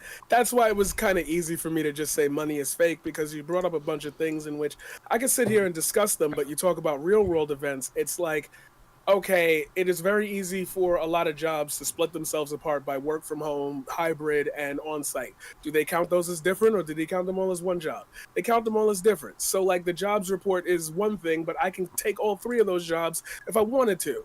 So you bringing up houses, nobody can afford. Wait, you're proving my point. You realize that, right? Because my point, the jobs report doesn't count anybody working two jobs. I don't give a shit. Listen, he's wrong. So listen, he's over here sitting here going, he's sitting here saying this gobbledygook, which is crazy. Because guess what? The jobs report only takes into account people that work two jobs 40 hours a week. So they're not even taking into account people that have to work 20-hour jobs or 15-hour jobs or do the Biden gig economy. So you're just wrong. It's crazy. Hey, Gibbs, Gibbs, are you aware of the fact that the methodology for job revisions has not changed since 1979? Cool, so maybe it should change, but the distance. So where are you? Okay, are you also aware of the fact that there was? I gave it to you. If you had listened in my opening, I even sourced my sources. So yeah, you're wrong. Great. Okay, Gibbs, are you aware that the job revision in 2006 was just as large, and the job revision in 2009 was even bigger than this recent job revision? Holy shit! Those are good. Those are good times in the economy. Is that what you think? Well, I'm just saying that the job revisions were just as big. Not necessarily that those are good times, but so Gibbs, where are you getting your numbers from? You would admit that after we were touted about how good jobs were in July, if things came back 3 months later, so we should find out about this report in 3 months whether it's accurate. If you would agree that if somebody came back with 800,000 jobs short, that would be a failure as a jobs report, correct? What? Not necessarily. The BLS is like the epitome of transparency. Do you understand how the job revisions are? It's not a lie. Do you understand how the jobs numbers are calculated? Gibbs, how many times are the jobs numbers revised? It doesn't matter. What's the job number now? Also, one quick thing. Are you also aware of the fact? You want to talk about all the revisions? I'm talking about the cold hard facts here. That's great. Okay, I don't think you understand how the jobs number revisions are calculated. People do source checks. Yeah, that's great. Where are you getting your numbers from? How do you know if it's good or bad if you don't even have a fucking source? I have the sources. I've already listed them in my opening. What is your numbers? Monsters, it's 35% to 40% Are the multiple jobs. sources in the room with us right now? I mean, I don't know. Did they touch you somewhere? I don't know. That's because it seems like no, the it's a facts are concept. It's a concept of sources. Yeah. Fucking... Hold on. Gibbs, you have a good point. Hey, boss. I do have a... Go ahead, man. Gibbs is... I don't know where the fuck his, like, thoughts are right now. He's acting as though he could just make this shit up, or that the government would just be inclined to, whole cloth lie to the American people when the American people would ultimately... Okay, it seems like that's what you're trying to say. But if you want to exactly what he said. Yeah, I know. If you want to start digging into the numbers and start talking about the serious problems that we have several millions of people who are unemployed and feel they're like dispossessed workers. They feel as though there are no jobs for them in the economy. If you want to start pointing at, I can't remember the exact number. What is it? Discouraged workers. There's 1.6 million. Wait, of them. real quick. What is the unemployment rate right now? It's 4.1%. Okay, See, how much bigger do you think that gets when you include discouraged workers? See, that's what it gets 0.3% bigger. U4 unemployment, which includes discouraged workers, is at 4.4%. So that's still a good number. Like, really quick, the point only was to point to Gibbs and say, hey, why don't you start making pointing to actual shit like the. I can point to that. He doesn't need to. What you're doing is just doing exactly what I said in my intro. You're pointing to random unrelated data sets that just prove the economy is imperfect. I understand the economy is imperfect. There is unemployment, but also prime age employment is at 80.9%. That's the highest it's been since 2001. Demographically, would you say that homeless being a 15-year high is a good economic indicator? No. I don't think there should be homelessness in America. I don't think homelessness is good. Here's the problem. Let me ask you another statistic. Since you're over here talking about statistics, I got one more for you. Do you think 26 million people? Do you think? Yeah, I do. I just gave one to you. Maybe start listening. Clearly, you. Oh my God, Gibbs, what's the number? Don't. Here's another one. We have 26,600,097 people on food stamps. 12.4% of the American population is on EBT. Would you call that a good indicator of a strong economy under the Biden admin? Are you still talking You'll notice in my intro, you know what I said? I said you're going to resort to other data sets that merely prove the economy is imperfect. I don't think the economy is perfect. To be clear, I think the jobs report is a good sign. Not a single person here thinks that. Yeah, correct. Yeah, why don't you talk about the fact where these jobs are coming from? You don't service, drinking places, government, social assistance. These are where these jobs are being created. I don't know if these are necessarily the areas that we're looking for booming job growth. Yeah, there's something you could talk about. To further expand on that point where you were just saying, forgive me for my rude interruption, but non-fun and boss, you guys are correct that there's nothing statistically wrong with the methodology. I think, but the problem is that if you actually look at the report, the problem with this jobs report that makes it suspect is that if you look at the composition of the job growth, you find that they added 785,000 government jobs from August to September, and that's the highest amount added since after COVID. Is that seasonally adjusted? Is that seasonally adjusted? Yes, it is. Yes, it is. Yes, it is. Okay. Yes, it is seasonally adjusted. Yes, it is. Okay. And because it's seasonally adjusted, it still is a bit suspect because what happened between August and September that would cause you to hire that many government employees? Teachers go on payrolls. One of the concerns about this, because one of the that's again, it's seasonally adjusted. It's not just because of that. More was added, even if you take the seasonal adjustments into account. In fact, that figure reflects the seasonal adjustments. So that argument, I'm afraid, does not hold water. What's your point? Yeah. But the problem is, my point is that without those government jobs, the unemployment rate would have been 4.5% now, which would have been an increase, not a decrease. So if you look at what they've done, the composition of the job growth, it's part-time jobs and government jobs. So and some jobs an unusual amount of government jobs is added in 1 month. Well, no, because if you look at it, the private sector itself only had about 133,000, which reflects a relatively sluggish growth. So it does make it look better than it does. And there was no compelling need for that kind of stimulus at that time.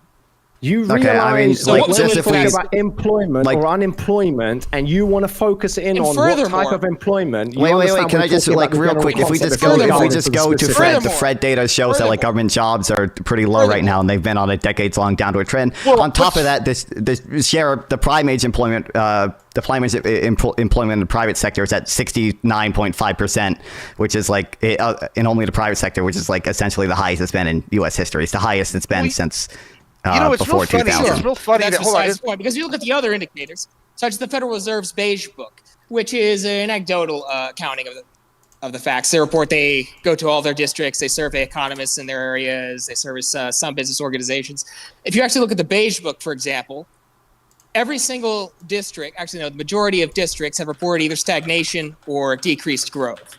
So the reason why the fact that it's government jobs is consequent. So the Well, reason why they don't want to look at that. the fact that Wait, it's real government quick, if jobs that was, fueling the like- growth. The only one not looking at it is you. What do you Gibbs. mean? What do you mean, my Look at district? the crime No, rates by it's the funny. FBI. It's funny you say that. Gibbs The is reason like, why- Wait, I don't know what it is. I don't know what the Clearly districts don't are. read, but yeah. At least let the fucking Yeah. kid talk. Whatever. Gibbs is like, The Hey, other can you guy. just- Can you specify what the districts are? I just don't know. Maddie, what was your issue with my use of the Beige Book? I just felt like I'm looking at a beige book right now. But continue, please. I'm fascinated. That's a good one. With I mean- all due respect, it wasn't terribly funny, but it's all Thank right. you so much. I will Thank perhaps you laugh so later. All right, Anyway, Mr. Random young white So- man. all right. Okay, I then. gotta weigh So in. That anyway, was the reason- unfunny. so anyway, Yeah, boss, I that wish to was- reiterate- okay, just- the yeah. ref is gonna say, Objectively Maddie, you're unfunny. really not showing up for this one. The dancing's not funny, Yeah. and neither are your jokes. Get in there, Yeah. kid.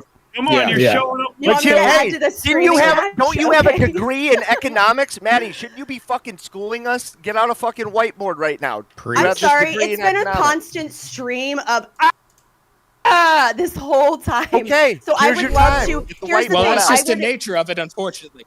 no, I'm hearing a it's lot of not, excuses, okay. but I'm not hearing Okay, a lot so of here- excuses. I'm jumping. Okay, so here's the problem. Keep talking about it. You know what I want to keep talking Here's the about? problem. What? Hold on. No, you know what? Yeah, you're done. You know guys- what's funny? So I keep sitting here talking Who's about. done? You still haven't talked Listen, yet. you know haven't what's mentioned really anything. funny is you keep saying that, and y'all keep wanting to refer back to this one job. You report, haven't and you're- talked hold about on, employment yet. I'm This talking. is just Listen, about Trump. listen. I'll Scritty here. I'm sorry, I butchered your name, blah. But listen, he's brought up the Beige Book. He's brought other stats up. I brought up other economic indicators. You know why y'all keep harping What back to this one economic job? indicators? Listen, if you would listen, that you would know. But you're sitting here so Monster.com, ready to. guys. And I brought up the 15-year high of homelessness, the EBT, the housing rates. We got inflation is at 21% haven't increase talked about cumulatively since employment. whatever. I will get to that if you would stop talking. But what's interesting, y'all keep you've wanting to had come half back an to this. hour. You Well, just hold on. You keep ramble. going. No, I'm not rambling. I'm getting stats. You What's just crazy? ramble. Listen, you keep There's no interrupting me. Listen, stats. here's what's crazy. I've given a bunch of stats, and you only want to focus on this one stat because it's the only stat that you have that can prove that the Biden administration. That's where we need to is a bit of an start. abstract Do you not know how logic phobia works? when it comes Do to you the have a economy. problem? I do. Yeah, I do Hold know how on, logic Gibbs. works. It's called we use evidence and we come to a conclusion. The evidence says the job that it's bad. You haven't Okay. even Alright, started move on. this. God. Next Can I segment, come on. respond? Can I respond? Okay, wait, Gibbs. I just like the reason I keep harping on a jobs report is one because I don't think you really understand how it works, and two, the He topic we doesn't came here to debate understand is anything. literally I don't the know why jobs this guy report. gets away with So like, talking about anything. Well, You'd, like, boss, cited- I thought you guys Because still he's haven't wearing an addressed the American problem. flag. Your problem? Fine. is that The other the guy has been problem with yapping it, the whole time boss, about talking about random shit. Is the government also has a vested interest in the economy not crashing. So the no suggestion shit, Sherlock. is Thank God that we have you because- here. Yeah. Go. Yes. So, Yeah. but the problem with creating that many more government jobs is one that has that increases our deficit, and two, and over the long term, Okay. the private When you sector are- is what supports the public sector. Okay. When So you are if being the private asked, sector is not expanding, when you are being asked if this will result in a positive outcome for the economy, and we're looking at employment, and your focus is on the government hiring people instead of other sectors of the economy, then you need to ask yourself, are we going to have more progress out of employing within the government or within other sectors? And you have failed to elaborate or point to why hiring people in the government will result in less progress or less positive outcomes within the economy. That is where you're Well, sure, you're just yeah. saying, oh, we're sure, yes. hiring For within the example, one government study equals found that, bad the increase in because the government is bad. Well, one, no, good? that isn't why. It's because of the fact that government jobs are But you haven't supported by the pointed to taxes anything on the else. private sector. And so if the government, if the public sector grows faster than the private sector, then eventually you're going to see more stagnation economically. Because you do realize that those government jobs are government jobs again are a smaller percentage of payrolls than they were in 2019. Government jobs are smaller where they were in 2019, and the ADP towards the past. Unfortunately, with this jobs report, the number is a very large section of that jobs report, so it's counter to what you're actually saying here, dude. Okay, wait, I'm about to say two stats which are right now. Okay, the ADP is a private agency which tracks private sector jobs, and they estimate that private sector growth was 143,000, which is still above expectations in September. So yeah, like literally you came into the entire conversation saying, oh yeah, they were above the average, but that's still not good. Bro, that is better than what we expected, and that is an indication that we are recovering and making better progress into the future. But I don't then think we have Alacrity over there who's pointing to random. It doesn't grow that much in 1 year. Yeah, but listen, there's a reason why they don't. Hold on, we have evidence though, and we have evidence. We want to talk about. Hold on, you want to start talking about crime now? Would you let me talk? All right, Papa. Here's the thing. We have evidence that the Biden administration has overcounted jobs every single month. 90% margin of error. Do you know what that means? Gibbs, why was the BLS created? Gibbs, why was the BLS created? Gibbs, why was the BLS created? Gibbs, why was the BLS created? Every single month. That means they're lying to you. Gibbs, why was the BLS created? Sorry, go ahead. Gibbs, why was the BLS created? Listen, I don't care why the BLS was created. I'm okay, here to talk the about BLS was created. Okay, the BLS was created because there were disputes between unions and. Shit. Like, I don't give a shit about this. I don't trust them. Oh, they're not real. It is a layup. Maybe for you, you can take the layup. I don't give a shit. He wants to talk about non-important things that don't matter. The reason why he doesn't want to talk about the reason why he doesn't listen. The reason why whatever this guy. Thank you. I got to. Yeah, let's talk about anything but what we're talking about. Questions, because then I have to unmute him so he can answer, and then he's just gonna say he doesn't give a shit. All right. Moving into tell me what is this? What does a 90% margin of error mean? And then you tell me what that means, because you kept going into it. Say what that means, and then someone say something in response. Who, to me? that. Huh? Yeah. Yeah, okay, basically within data analytics, or when you're doing data analytics, in order to understand the discrepancy of how far can we fall outside of the bounds before we understand that in the event that we make a mistake, how far can that extend to? And I already said in my opening statement that the line, the minimum, meaning even if Gibbs, Alacrity, and all of these people are right, they're conspiring and the shadow cabal is coming after and they're concealing information and all of this shit, and it comes out that it's actually the worst of that. The lowest it can be is 120,000. So even if that's the case, that is where the prediction was. That's already an indication that employment we were continues on upward track twin. as Government had an average monthly gain of 45,000 jobs. Achieving the progress that we were calculating. No, Alacrity, respond to this. I'd like to respond once I've finished. Yeah, I haven't taken an issue with the methodology of the report, but the problem is that even with that prediction, the actual employment growth was 133,000, by the way, not 143,000. So I actually don't really have a problem with what he's saying there. But if you look at the other indicators, such as that beige book that I mentioned earlier, if you look, and I'll just read it to you right now. Okay, this sounds better than what he's saying. If you look at the survey that the Federal Reserve undertook of their different districts, what they actually said was, oh, sorry, 1 second. Could we go back to you lagging? That sounded a lot better. It isn't loading. You can go back to somebody else. Oh, you're good. Thank you. Turk. Yeah, you said you wanted to take that. Go ahead, Turk. Take it away. The universe is like. I wanted to push back on Boss because he was saying that the lower end of the estimate was like 140,000 or whatever. 120,000. And that's why I wanted to find the actual stat before I go and push back. I want to say the expected job growth year over year was supposed to be like 200-something thousand. For this past jobs report. What were they? The median estimate was 140,000. The median estimate was 140. Boss. You don't have to be aggressive with this here, dude. I'm not being aggressive, but you're challenging. You keep saying win. You're the one challenging me. Yeah, and I'm trying to get the data. I am very chilled, my guy. He's asking you a question. No, he's saying that I said something or he's attacking it, but no, I said I wanted to push back. Give me a little bit more credit here, dude. I want to push back, and then I fucking say something about it, and you have an issue with it. Just go on with it, my guy. Say what you need to say. I'll find it. Give me a minute. So you haven't found it, but you want to challenge me. Amazing. Oh my God. Thank you. Okay, wait. First of all, I mean, I know the median estimate for the jobs report in September was 140,000. Second of all, Gibbs, okay, well, he's finding that the reason the BLS was created was because there were disputes between unions and companies over how much inflation was going up. The BLS was specifically created as a compromise, as an independent statistical agency free from political interference, and it has surprisingly withstood attempts from Nixon and from Southern Democrats to remain politically independent. When the BLS did a report on child labor, it found that it was way worse in the South, and the Southern Democrats hired a law firm to investigate the BLS, and they found no evidence of wrongdoing. Nixon tried to fire all the Jews from the BLS because he didn't like the way the numbers were going. But the BLS is an independent statistical agency. Gibbs, do you think if the central bank was using fake numbers, do you think it's plausible the U.S. would have such a strong economy?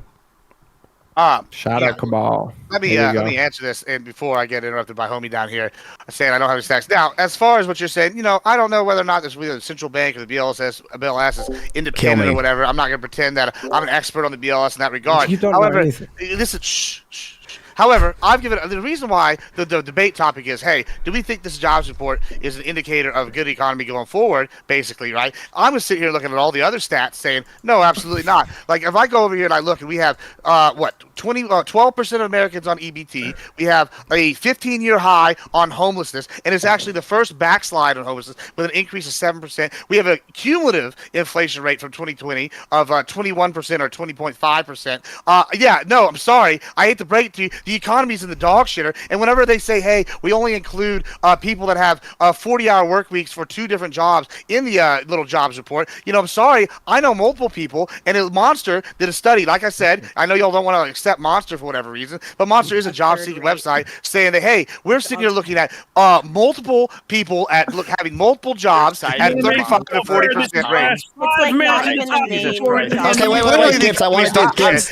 We can set up a conversation. I can address all of that, Gibbs. I just want to do immigration with you first because apparently I'm not going to be able to run through all the bullshit you just said. Immigration, but, we didn't even bring up immigration, but sure. Great. Okay, great. Immigration. Are you aware that the current population survey is likely underestimating native-born employment because it fails to account for unexpected changes in migration? Like the hurricanes? Is that what you're trying to say? Like the migration? No, because of the surge in migration over the southern, because of the Biden-Harris surge in immigration over the southern border. Right now, it doesn't matter if Biden caused it. I could accept if Biden caused it because of the Biden importing voters. The current population survey fails to account for unexpected changes in population, which causes it to underestimate native-born employment. When you account for that, the gap between native-born employment and foreign-born employment shrinks. Wait, do you think that illegal immigration is actually helping jobs here in America, like for native-born employees? Yes, is that what you're trying to evidence supports that, but that doesn't answer the question I asked you right now. I'm just asking you, do you accept that the current population survey is going to underestimate native-born employment if there's an unexpected surge in migration? No, I'm not going to accept that because this is the stupidest argument I've ever fucking heard. So here's the problem, okay, right? Well, I don't think you understand the current population survey. Wait. Okay, first of all, the second thing I'm going to mention, the working-born population is shrinking, whereas the foreign-born population is increasing. The working-age population, a lot of boomers retired early during COVID, and in general, that's great. In general, the U.S.-born working-age population is shrinking, so we shouldn't expect employment to go up for native-born citizens. But if you account for this by looking at either the demographically adjusted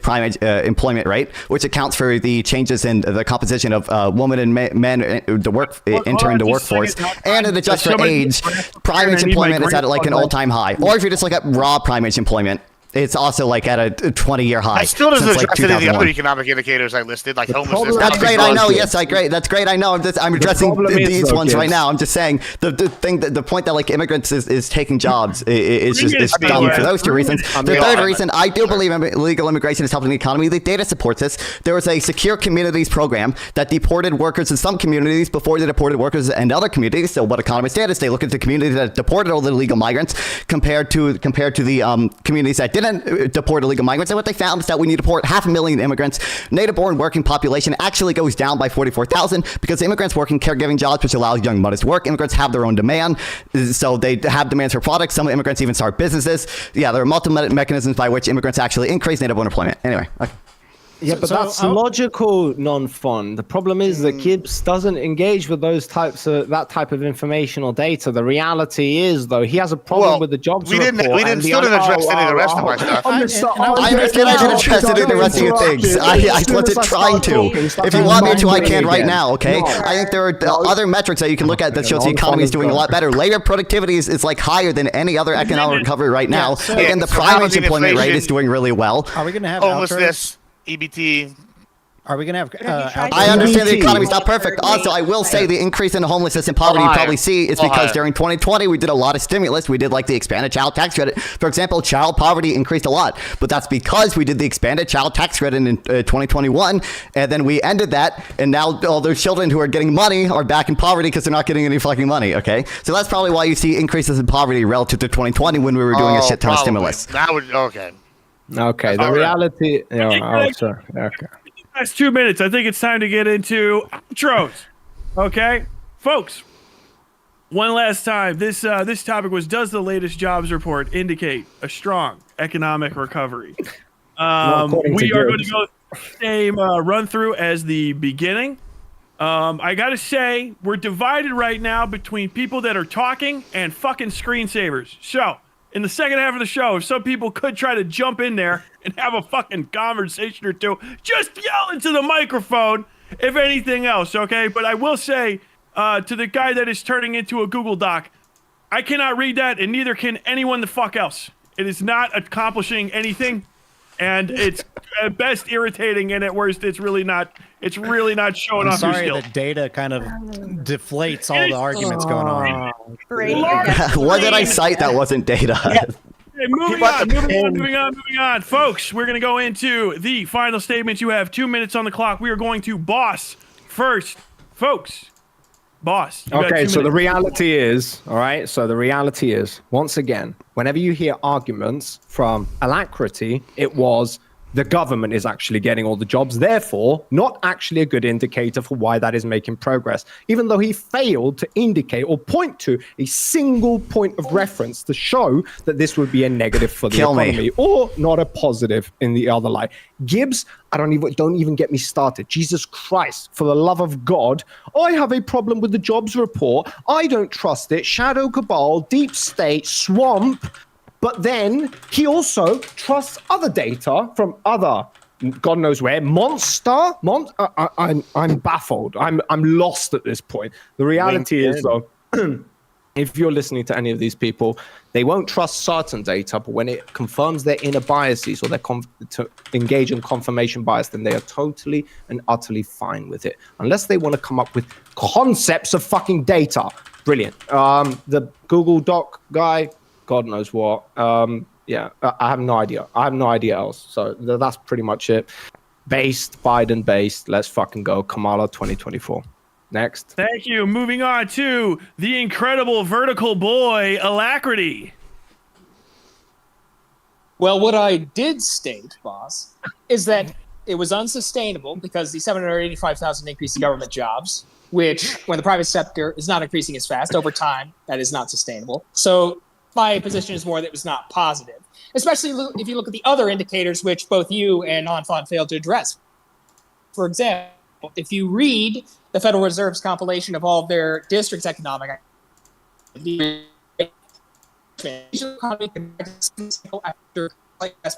spending on goods and services, including travel and vehicles and other such as that. And in Atlanta, economic activity in the 6th district declined slightly. Chicago, economic activity increased slightly, employment, business spending rose slightly, manufacturing. So that was one of the few good ones. Then St. Louis, economic activity has remained unchanged. Minneapolis, district economic activity fell slightly. Kansas City, economic activity in the 10th district remained stable. Dallas, the 11th district expanded moderately over the reporting period. Employment was stable and wage growth remained moderate. But San Francisco, economic activity remained stable. So you either have them remaining stable, maybe one or two increased slightly, but the rest slightly declined regarding economic activity. So if you just want to look at that one metric of 785,000 jobs added Sure, I'll give you that. Sure, the government could do it now, and it won't really have necessarily any negative effects in the present. But if you look at the general health of the economy, the private sector is either stagnating or growing slightly, and it's being overtaken by the government, which is financed by taxes and deficit spending, which ultimately is not sustainable for our growth. So, no, the statistics do not reflect a recovery. Like I said at the beginning, at best, it reflects a mediocre performance. At worst, it reflects a decline. Okay, moving on. Bisexual lighting, Readin for Biden, non-fun. Take it away.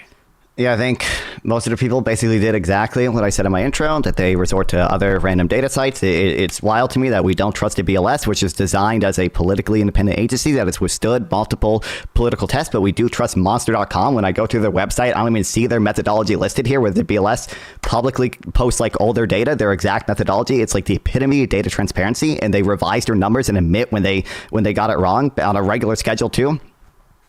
Like, I don't know what to tell you. Like, government jobs overall have been trending downwards. Maybe this one job report had a lot of government jobs. I mean, I would assume some of that's going to be teachers, although I guess he says seasonally adjusted. But like, I don't know. It's just like all the metrics I look at show the economy doing pretty well, and even private sector employment is at like all-time highs for prime age. And again, the private sector employment, according to a private agency separate from the BLS, is higher than expectations as well, and that's only private employment. But anyway. Okay, thank you very much. Moving on to live from his kitchen, it's Half-Baked Takes. Small houses, that's what you do.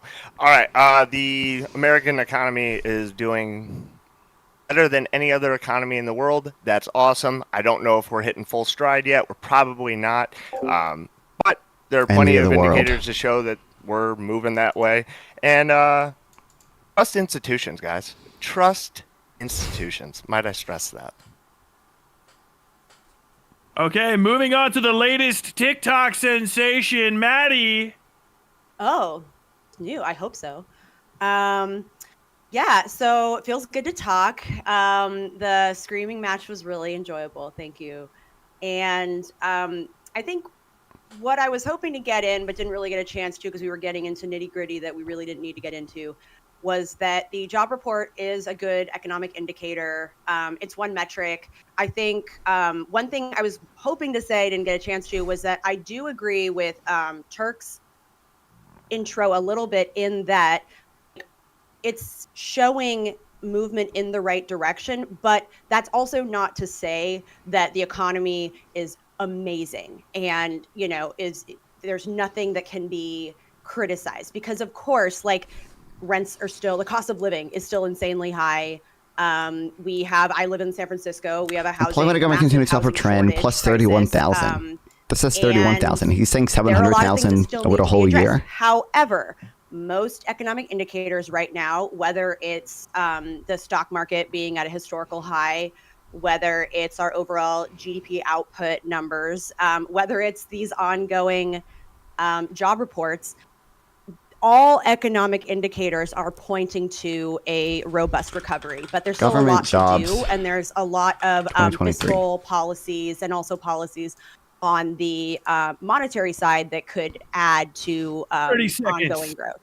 Yeah, and also I would hope that if you care about honesty in the reporting from a presidential administration, you would maybe, you know, take an honest look at the bullshit your preferred administration. 15 seconds.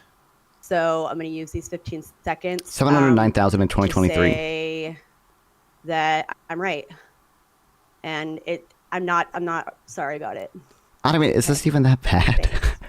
Thank you very much. Moving on to Paradigm, the living mute button. Quite literally. Yo, yes, I'm the boss. Can I ask you a question? You don't have to respond to it. It's not a snarky question either. A lot of people ask snarky questions here. When you came into this today, and you came obviously as prepared as you were, did you think that all of that would just get ignored by the volume of other people yelling? I don't really need the answer because I can already see by the smile on your face that the answer is, of course. I'm going to say this one more time because I feel like nobody engaged with it. Money is fake. Jobs are not real. And I feel like when I say that, you look at all these stats and figures and statistics, but like you don't really have a frame of reference for why you even want to quote these things. You just want to get one over on other people. Well, I'm gonna get one over on all of y'all. That's exactly No matter what I how want. you view jobs and how you view these job reports, most places aren't making a living wage. So even more access to jobs, even though companies post fake shit all the time, doesn't mean that things are going well. But at the same time, the fact that there's more opportunity out there, and we are noticing a lot of people having to pick up 2-3 jobs, but being able to pick up 2-3 jobs means that we should focus less on the jobs report and how to up the minimum wage so more people can get better work and the labor market can move a little bit more fluidly. Admiral Gibbs, aircraft Sparky routine is so 2022. Todd, I don't know how you've been sitting with these conservatives for years and still haven't turned batshit crazy. There's always a space on the left for you, and as of course Maddie looking raving as over. Love you so much. Thank you very much, Paradigm. Hope to see you in the next segment, but, well, maybe we'll also hear you too. And finally, the Gish Gallopin' Stallion himself, Admiral Gibbs, taking it away at the end here. You totally skipped me, dude. Yeah. Justice for Turk, honestly. Go ahead. I already gave you the Gish Gallop thing. Oh, okay, got it. Yeah, Greek 1776 down here doesn't seem to understand basic economics and is holding on to this jobs report like it's a lifesaver and he's fleeing the Titanic. The Titanic is actually a good analogy for the current economy. People want to sit and pretend things are good when the ship is going down and they're running right into an iceberg. It's really impressive. Any person can go outside and see the economy's in the shitter. He's over here talking about jobs report. I brought up other statistics. He didn't want to talk about those statistics. He kept saying that whatever. So we'll just keep going down there. Once again, the BLS said only 3.8% of people are working multiple jobs. It's because they only factored in that people are working 2 40-hour-week jobs. But the reason I brought up Monster is because it's taking into the fact they're one of the biggest job hunting websites in the world. So in their wheelhouse. They brought up the fact that 40% of people are working multiple jobs, not just the 3.8% that the BLS reported. Cumulative inflation is up 21% since Biden took over. Housing is having a crisis. 26 million, aka 12.7% of people on EBT, and homelessness is at a 15-year high. Guess what? The economy's in the shitter. This one jobs report doesn't indicate things are going any better. It's going to get revised in a couple months to be dog shit. And you know what? The Democrats here are happy to lie to you and pretend that they're good, just like they lied about crime, just like they lied about Biden's mental community and everything else. They're just lying to you. They're taking any little kernel of truth they can, expanding on it, and trying to pretend like it's good. And it's really pathetic. And that's why they want to interrupt and say, oh, I'm Gish Galloping, even though I'm bringing up other statistics that are relevant. It's really that simple. Gibbs, how many people do you think are working paycheck to paycheck? Not your time. And funny, you want to talk about touch and grass. Fuck out of here. Get muted. Ladies, moving on to the last speaker of the moment, live from Google Docs, the Turk. Yeah, so I first want to come out and apologize to Boss when I was wanting to press you and I wanted to find the data and you kept asking me questions and questions. I found the data and it was I was wrong. So I want to apologize and say, I'm sorry for wanting to push you. However, I'm going to pull up the Google Doc again because it's important and it owns all of your conversations. Stop screen sharing. Stop it. I'm doing it anyways. You don't even need to see the numbers. You see it going down. This is the opposite. It is the opposite of growth. It is the opposite of growth. I'm talking over you the entire time. Interest rates, they're 5%. Turn your camera back on. Be an adult. The entire reason why you guys aren't going to make it on the hippy dippy big stage is because y'all can't actually talk the data and actually present data, and the moderator needs to be able to actually. What did I say that wasn't data this entire time? Yo, I'm already a roundtable alumni. I'm good with trying to. And now you've got people speaking during my outro, which is again why you aren't going to make it in the big ring. Idea how loud I am. I am more powerful even than Gibbs. He doesn't even know yet, and I'll get you one day on. Folks, moving into the second section of the Hippy Dippy Recruitment Show. Fun topic, is candy corn good? Folks, we're not even going to go ahead 1-to-1 this time.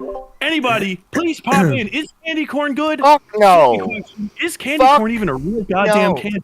It's not. It's fucking hard plastic that they feed to people who are brain dead. Get the fuck out of here. Do you hate America? America's candy? You sound like a fucking communist. Yeah, absolutely. Wow, that's a strange thing to say about America. I'm real sad that we're arguing about candy corn whenever circus peanuts go on fucking bitched about every year. Circus peanuts. Have you ever had those? Those things are dog shit. Don't even. No, come on. Why are we Never eat one more circus peanut in my entire life. Circus peanuts, bro. They're not bad. Bro, they taste like refried dick. Yeah, I know, they do. I agree, but they serve a purpose. When you are in the circus and you've got you need something to do. We're not talking about circus peanuts. Yeah, I know. Bullshit candy in the bottom but he just took us on a tangent. He's very good at this. He's very good at taking us on a tangent. You just brought up circus peanuts, though. I know. Judo flip. Am I losing my mind? Okay, to understand what an analogy is. Let the guy cook and then knock him down because he's being an idiot. Candy Crush. Wait, what are we talking about? Candy corn? Candy corn. What is this, an American thing? Candy corn are wrong, yeah. I don't want to be right. Candy corn is plastic chalk that's been shaped into a little triangle cone thing. I'm sorry. Candy corn You're supposed to be a moderator. No opinions. A triangle, the strongest geometric shape. This is what he's passionate about. This is what the mod is passionate about. He's passionate about the candy corn. Also, all candy corn was made in the 80s. Moderator. Gibbs was about to pop in here ready to fucking shoot nearly die. I love candy corn. I don't care. I think Gibbs got that statistic from Monster.com. America's candy.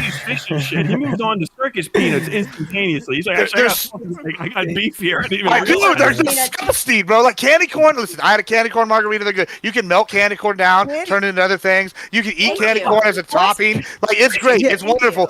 Circus peanuts are refried ass, and where nobody talks about them. There's a conspiracy right there. That's the ball. Yeah, bro. We live in America. Everything we eat is refried ass, dude, bro. Everything gotta be refried. Like, are you okay, bro? I live in Texas. I live near the border. Everything's refried. It's all amazing. Dude, it's not. You need to go to a state fair where they actually do the deep fried candy corn, and that's pretty good. It's pretty good. I could not agree. It sounds like diabetes. That's what it sounds like. It sounds like diabetes. You got at least one chicken nugget in your pocket right now? I love it. Be honest. That's a good one. Yeah, you know what's funny is you making the same joke. You're talking about me not being original. Talking about Aircraft Sparky. I don't even know the fuck that is. But you're just over here reusing President Sunday's joke. So pipe down there, Pipsqueak. Like I don't want to hear these fucking rehash jokes. Holy shit! Haven't heard of him in a while. Aircraft Sparky is, dude. Yeah, exactly. I don't know. I don't know. I have a lot. If I touch grass, I drink. You know, I don't know. But do it, guys. Do we have to? He's a perfect example of how to not be I don't think I have grass in Texas anymore. Yeah, I don't think we got sand. I think they're touching gravel or some shit. Yeah, it must be like touching desert. It's a different concept. Hey, it doesn't have the same effect. Out here in the desert, baby. Yeah, okay, yeah. Cool. Pretty lame. We got clay. Kind of like dead land. That's kind of what happens. Yeah, I know, but that's what happens when the land dies. It becomes a desert. So boss, candy corn? What? Candy corn? What? Guys, do we have? It's great. It's great. What else? It's refined sugar pressed into it would be the best candy in Russia. Multicolored. It would be the best candy in Russia. We're talking about candy corn now. The only place to be a good candy. Yeah, I think half baked. We have to talk about the topic at hand. Yeah. So I think that the hate towards candy corn is so forced. Honestly, right? Just forced. Thank you. Paradigm. Like, let's be honest, because it's trendy and cute, and it's like, no, just to make you like it. It's okay.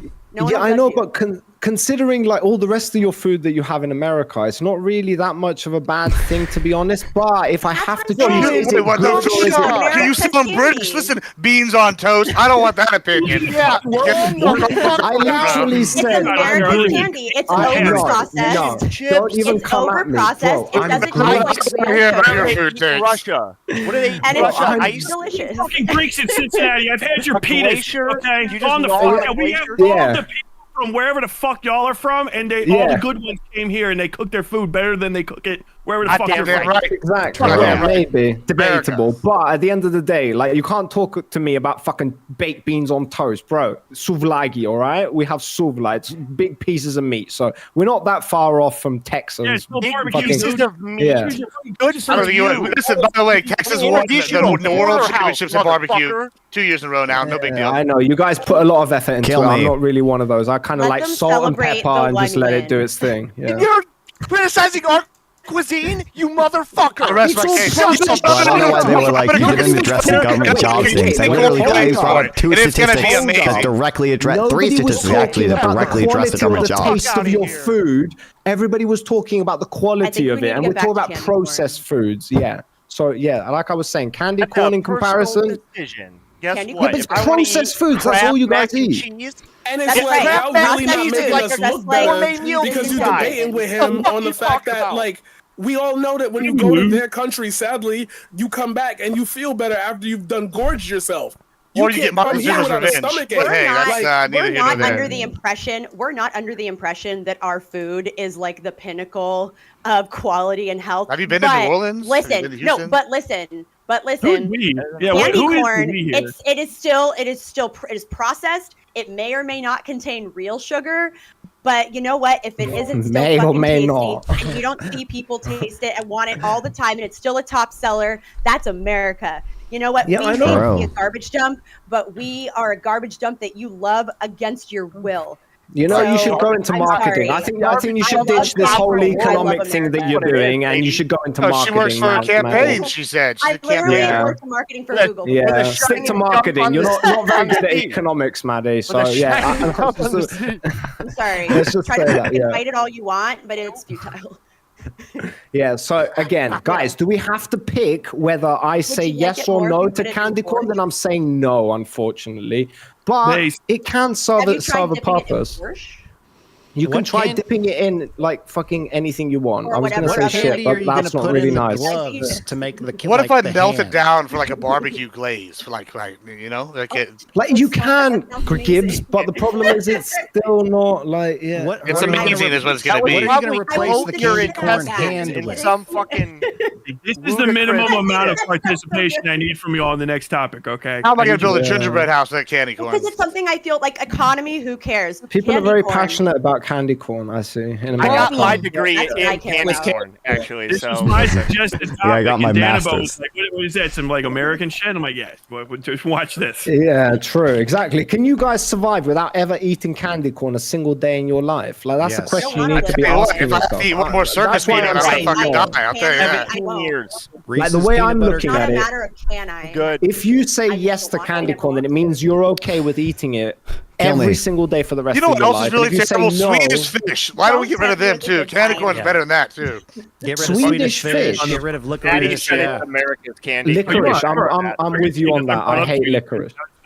yeah. Yeah, I hate- If I was I hate if I licorice. was to put candy on You like a just hate, tier like, list, happy right? Candy corn would definitely be on like the left side of F tier, but licorice should be Yeah. on the far right.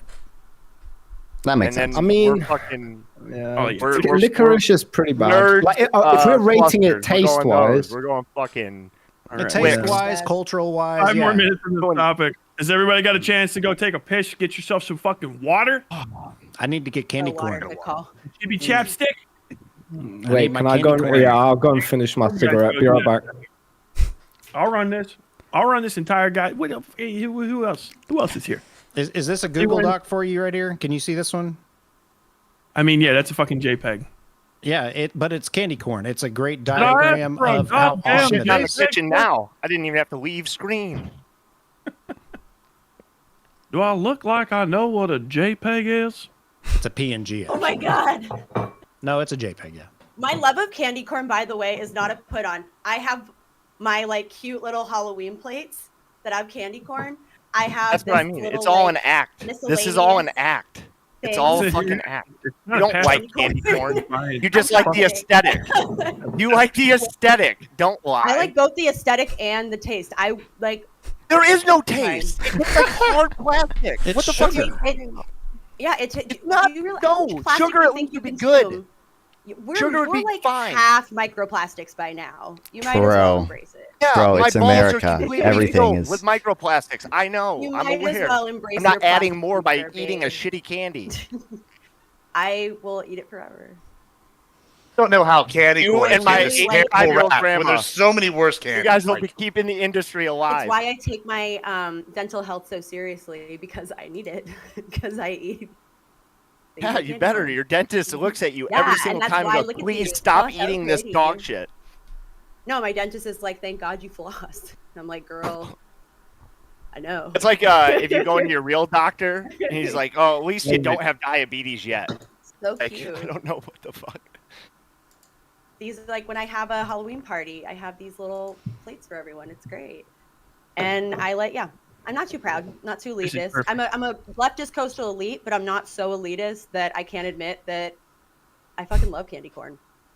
Yeah, that's some And Midwest I shit. think Gibbs mentioned that he had like what was that candy corn martini or something. That sounds That's really good.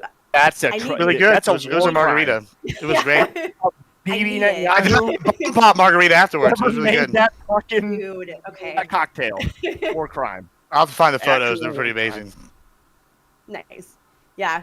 I mean, listen, there's the corn as an agricultural product is arguably the most important Why are you bringing up agricultural corn? product Don't worldwide. don't start And the fact equating that those they two. could distill it down and turn it into something mass produced and barely resembling what it was inspired by. This country was and have built it on still the be corn like a stalk. top selling thing.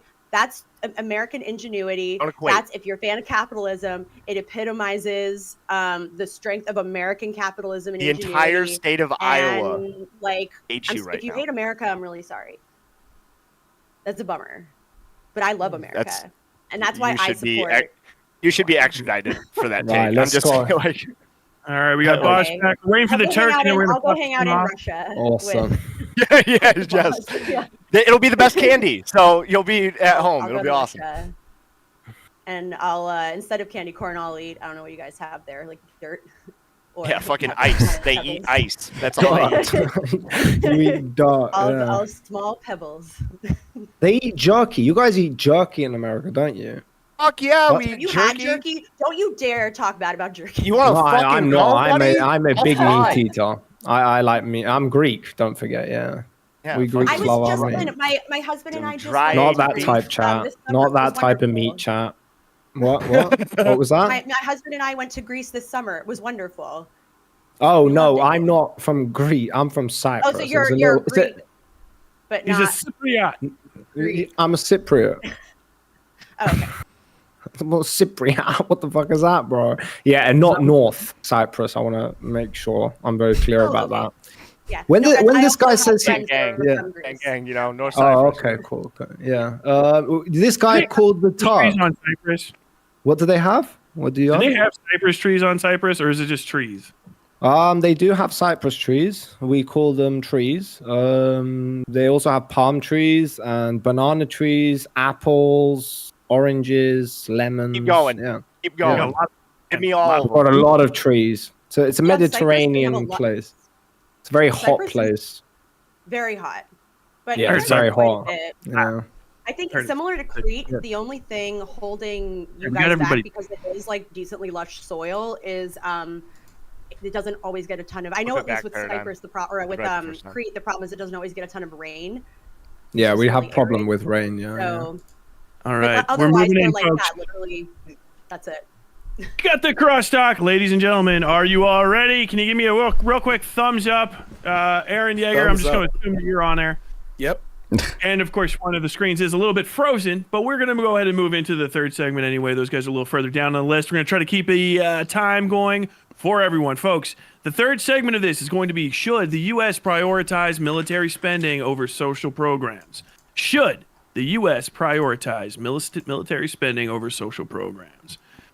We're going to go through 2 minutes for everybody to give themselves an introduction. We have until 4:30 for this one, so we got plenty of time for you guys to yell at each other.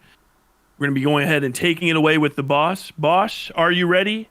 You've got. I am ready. Let's go. Okay.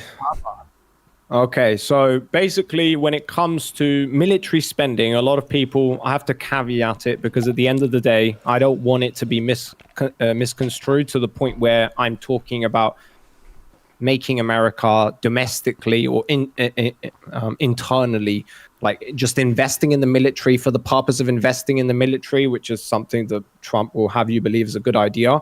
But I'm talking about providing aid to countries like Ukraine, to countries like Israel, for being able to go through and continue to defend themselves against aggressors. I think that being able to invest and provide aid to the military for those purposes, considering that is for military purposes, But if we're talking about just military spending for the fucking sake of it, no. Obviously, we want to prioritize social spending. So take it as you will. But yes, obviously, when we're talking about social spending and social health care and things that help the people within the United States, I am very for it. But again, you're going to have to be careful with that, because when you increase the amount of power that the federal government has, you want to be able to mitigate it and essentially spread that power to all the corners of the country, so you don't have a centralization of power, which will result in negative outcomes for the populace. So, yep, there you go. All right. Thank you, Bosch. Moving on to Alacrity. You have 2 minutes. I am of the persuasion that we should prioritize military spending the next 5 years, roughly.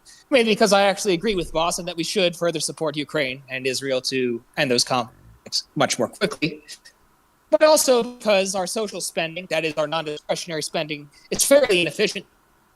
And so even if cut, we can still, that money can still better be used to improve not only our acquisition of new technologies in the military, but to fix our maintenance problems, particularly with our Navy. In fact, I believe one study found in a Dow report, I think, that 40% of our ships are not combat ready, or they could not receive maintenance on time. Forgive me, my memory is a bit murky in that regard.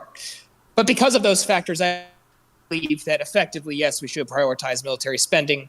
That is only when looking at discretionary spending.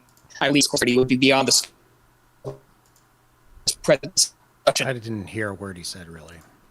I think we should prioritize Wi-Fi. No Really? audio. Thank you very much, Alacrity, for those statements. Moving on to non-fun.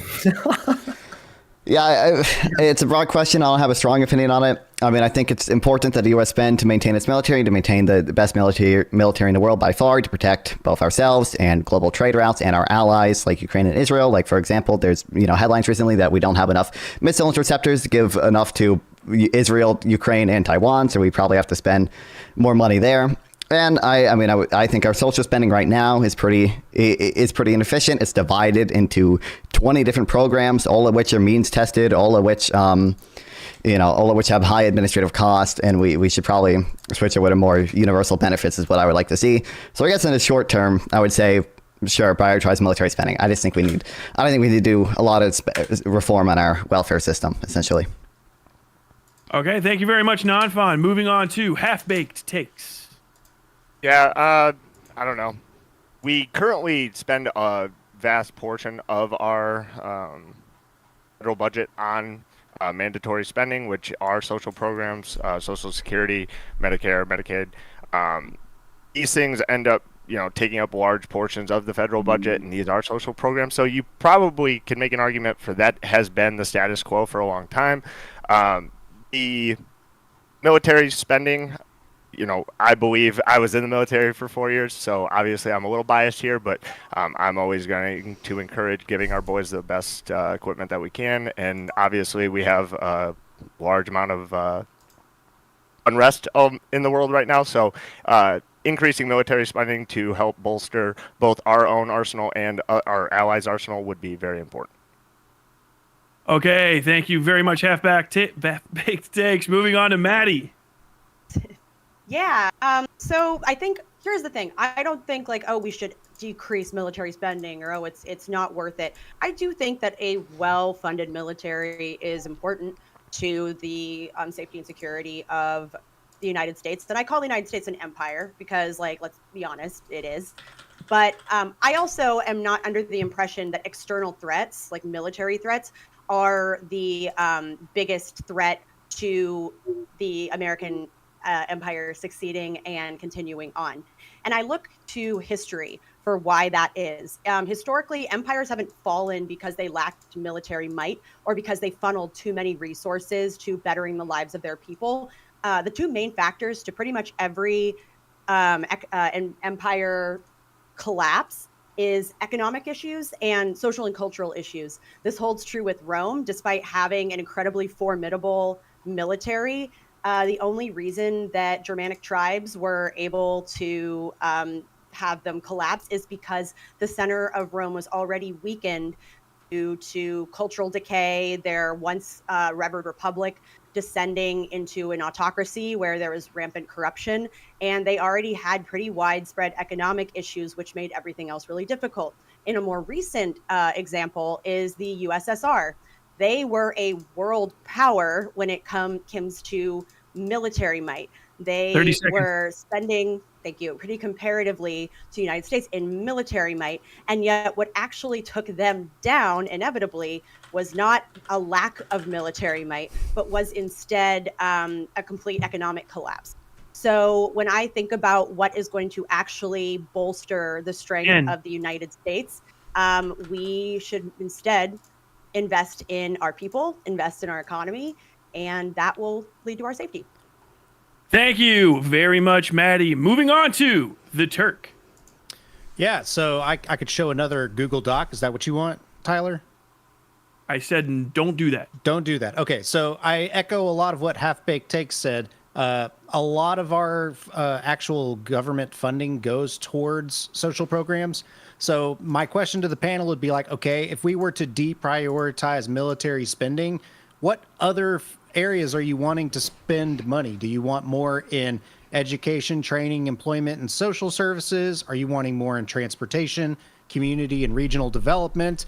Because there's only so far you can spread that money, especially since we're already doing deficit spending.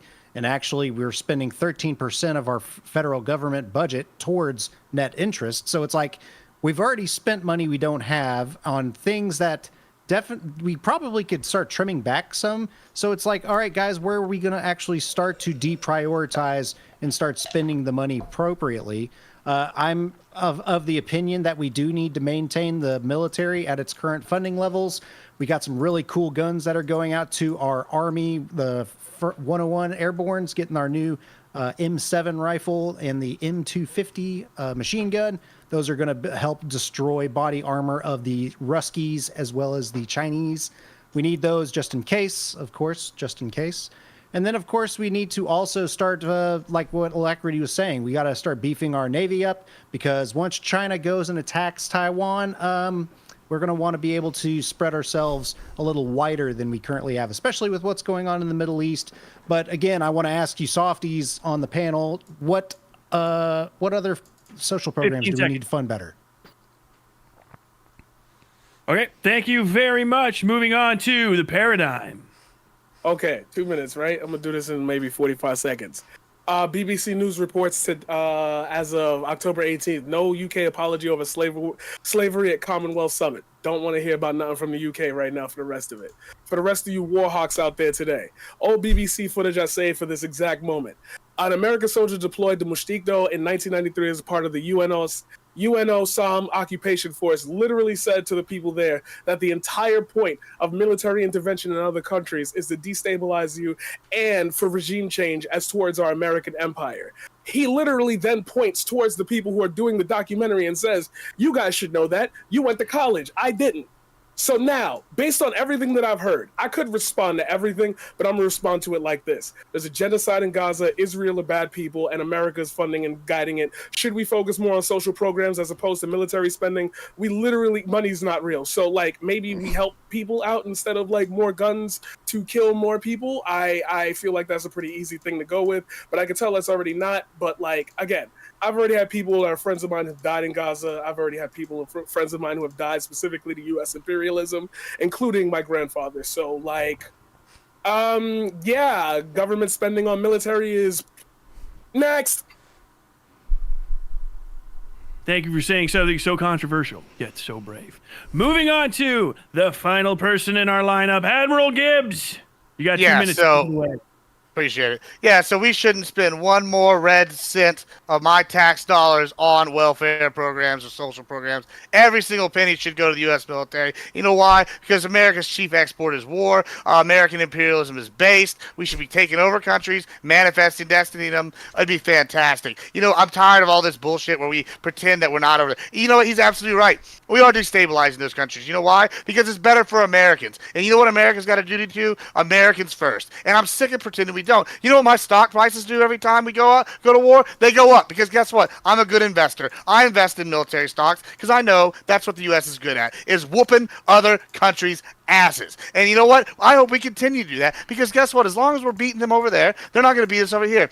You know, the Half-Baked Takes earlier said something when we were in the before we came on. He said it's amazing what people can get used to when they have to. You know what? I think we should echo that sentiment here. We should take back a lot of these EBT and these welfare programs. These people should get used to suffering, and maybe they'll go and get some fucking jobs, and they'll go work, and then the Biden economy reports will be good, and that'll be actually accurate. And that'll be fantastic, because I'm sick and tired of my tax dollars going to support all these people that, you know, don't want to work, or, you know, they're illegal transgender aliens that Kamala wants us to, like, switch over and pay, my tax dollars pay for. It's ridiculous. My tax dollars shouldn't pay for any of this, but I'm totally okay with my tax dollars paying for Javelin missiles for the Ukraine, totally okay with my tax dollars paying for the nukes, totally okay with my tax dollars paying for all the new cool toys that our American soldiers have to use. And that's wonderful. American imperialism, bring it back. Okay, folks, you heard it here. American imperialism, bring it back. This is who are we invading first? Oh, never mind. You guys, you want to have to it? You go ahead, have to it. Just one more reminder. Should the U.S. prioritize military spending over social programs is the topic. Take it away, guys. So, Gibbs, tell me one thing. I don't understand. Let's go with Haiti. It'll be better for him. Yeah, I have a feeling that you just contradicted yourself, considering that you hold the position that America should kick ass and take names, but then also you want to stop and not a single cent of your red blood American tax dollars should go towards aiding Ukraine. Like, you're already kicking ass. I just wanted to make sure that's why I said to I was waiting for it too, boss. I was waiting for that too. Hold on, I didn't say that. First of all, I will separate from Trump on this one. I'm not a Trumper. So I'm a neocon. Let's fucking go. Let's give the money to Ukraine. And hell, let's as long as they're buying American weapons, they're paying us back. Let's go. War is good for me. I don't know. You're actually using data to make this one, I can tell. So one thing I really like about the Ukraine thing is we're actually providing them some of our hand-me-down equipment so that we can go and replace it with these M7 and M250s. We're getting money back on shit that we're reselling it twice, basically. Baby. And send it just to about Israel as based as that as Bunny. Yeah, the Bunny's pretty based. But yeah, I do want to definitely. I do want to talk about one thing. I think it's Turk in the bottom left, right? Yeah. I do, you know, I think the military is important, obviously, but like the one thing that I would like to see social spending increase in is probably the child tax credit. You know, I think like when we did the first child tax credit, child poverty fell by a lot. I think it fell to like 5.2% from like 12% or something. I think that's a pretty effective policy that I would like to see continue, if not expand even. Yeah, I think both campaigns actually said they want more of the tax credit, you know, more being what's debated right now. And I think that's a good thing.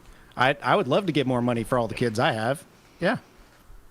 So the problem is that we in the world today, like the Republican Party right now is relatively populist. Like the MAGA movement is a populist movement, so they're going. A lot of them would lean into this like social spending if it's going to Americans. Yeah, and I think the big debate here is actually like where are we going to take the money from, or how are we going to raise the money to actually pay for it? Because we're already deficit spending every single year. So they also want to cut taxes. So I don't know how they are going to do that. Budget. No, nobody knows how they're going to do it because it makes fuck all sense. I'd love to hear Maddie's economic mastery here. Obviously, I want to hear the answers. Yeah, Paradigm, you're the only one. I mean, when you look at our current Paradigm has very bad opinions. I want to say I disagree with Paradigm on fucking money isn't real. Like, come on, bro. Oh no, that's a base take. The economy is made up. It's like whose line is it anyway? Public sector debt is just private sector assets. I want to hear this out. Paradigm versus boss. Go ahead. Money isn't real. I literally asked Maddie a question directly. Yeah, let them go first if they. But you're the moderator, so moderator calls it. So fuck the rest of you. Listen to me, Paradigm. What is the point? What is the point of being on a debate panel debating about these issues at hand? Considering that 8 people here Paradigm thinks that inflation isn't real. We should just print more Paradigm money. can think whatever the fuck he wants. The reality it's not is a tangible thing. It doesn't. It's not real. It's like whose line is it anyway? Where everything's made up. But you're not even wrong. This is the problem. You're not even wrong. There's a master in economics here. The point is, why are you even talking about economics? Doesn't exist. There's no money. No economics. We're going back to bartering. fiat currency, not attached to any intrinsic value, and acting like it's not backed by oil and having allies and influence over the world and real estate and land and all of these different things. Why are we just acting as if we were like 10 years ago when I first got into conspiracies and went down the goddamn rabbit holes? Have we not moved on from that part and realized that the world works the way it does? It might not be fair, but that's what we deal with. It's the same as having any social construct. Because of hegemonic power in a fiat currency, which allows us to go into other countries and extract wealth through other different means that allows us to keep control over them, just like when we stole 50% of Haiti's bank. The money that we stole from Haiti literally wasn't used for anything but a force of power. Let him go. The point is, though, that you're just the point is that you don't want to break that liberal standpoint, but then you want to start rambling. So you want to just wait. The man. Wait. Hold on. Tyler, did you not say I was quiet the most of the panel? So now I'm doing what y'all doing. Wait, so I'm supposed to deal with you being fucking muting? Go for it. You're the one shutting yourself up the entire debate, but now all of a sudden you're the victim here? How about you just talk when you have the ability to talk and stop acting like a little bitch about it? The reality is, though, like I said, it's a social construct. As long as we all agree that we're going to use money to transact with one another, the reality has value and it has merit to talk about it. What do you expect when someone's complaining about getting conquered? I'm playing Candy Crush right now. You guys can't see it, but I'm playing it. Currency and what is used across all pretty much 7 continents, correct? The dollar? That is what we are talking world reserve. about here, but you broadened it to all money. Boss, that was his only question. You can let him continue. Thank you. Like, I'm so surprised. Thank you, Maddie. So, shut the fuck up, please. Let's put it this way: if you're saying that we should move our money to military spending, then like, what is the money that we're giving to Israel right now? Where is that money coming from? Around? Wait, we're talking about money not being real. Then we can move on to like money Israel. Is a fashion. Money is a spending. Sorry, money is a token that allows agreements between different countries and different power scales. This is like basic knowledge. Literally made up.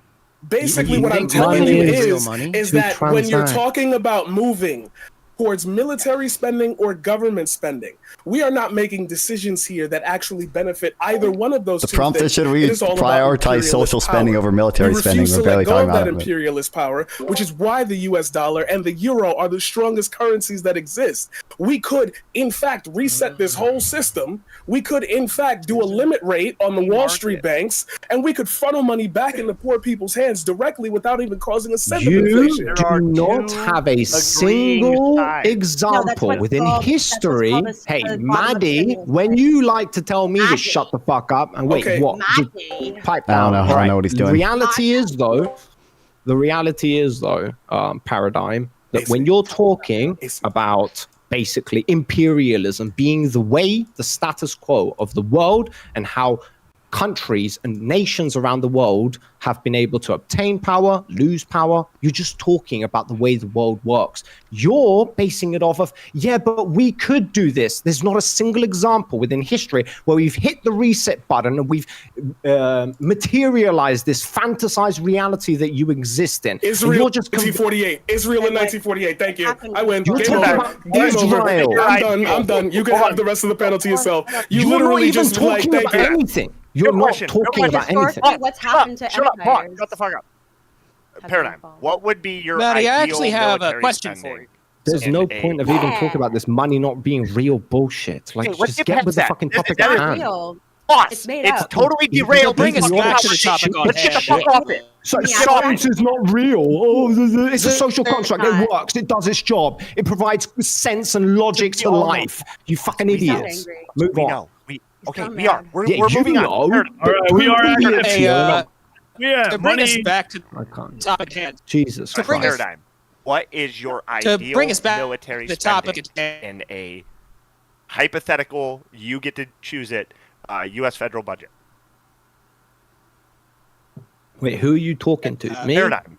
I don't know. Could you ask that question too? Good luck with that. He still has to wrap his brain around being fucking real. What would your ideal military spending, a percentage? It is currently 13%.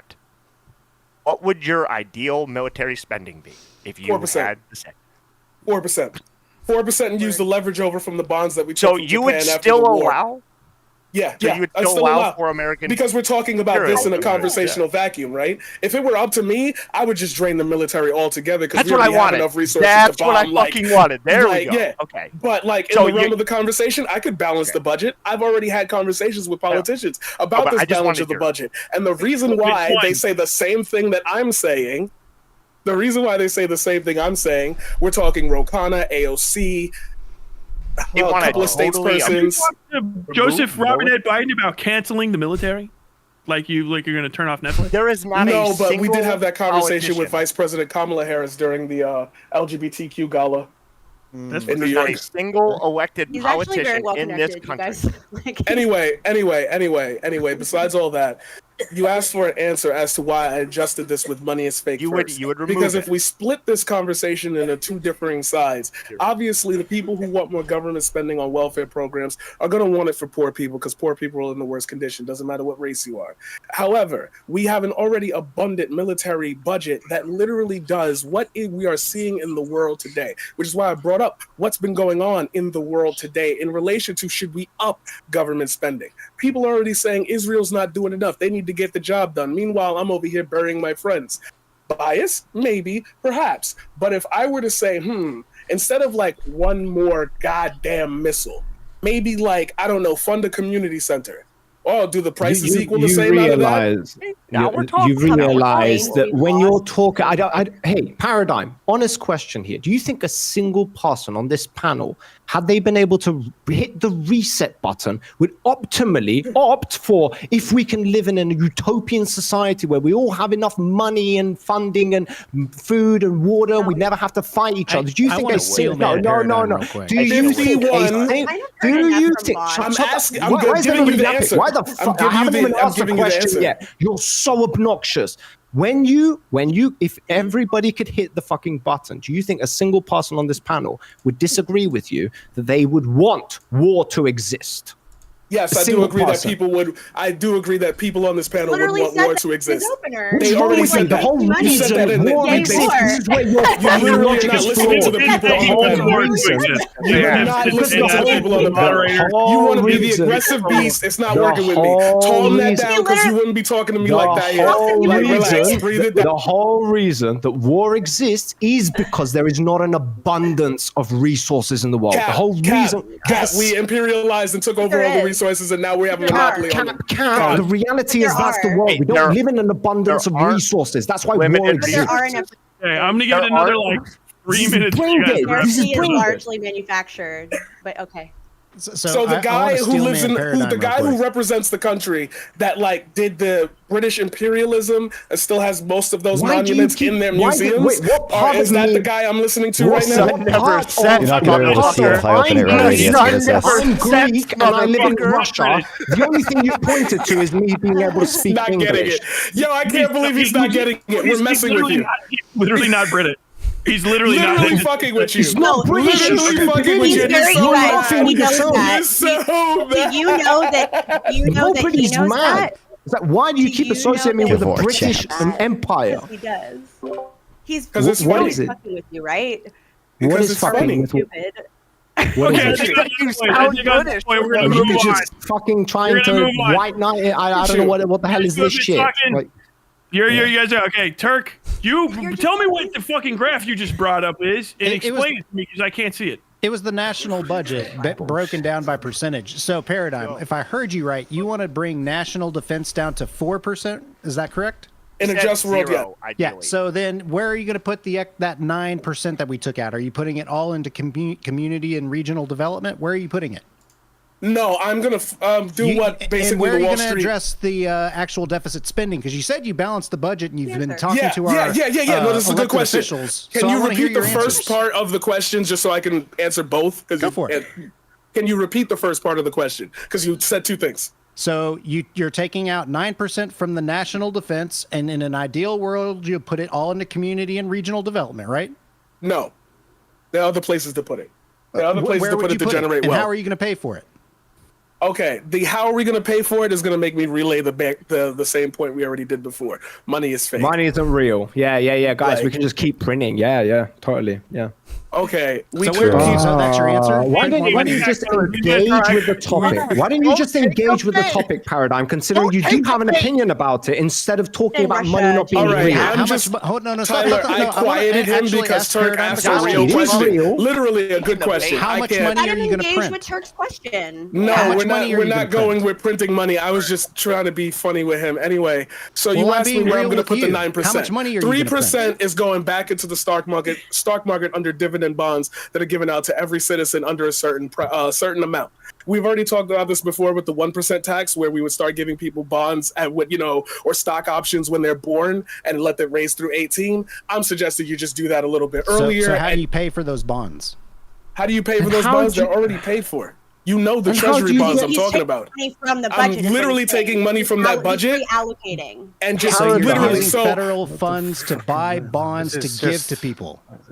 You're talking about basically a sovereign wealth fund, right? That's what it sounds like you're talking about. What? Say that again.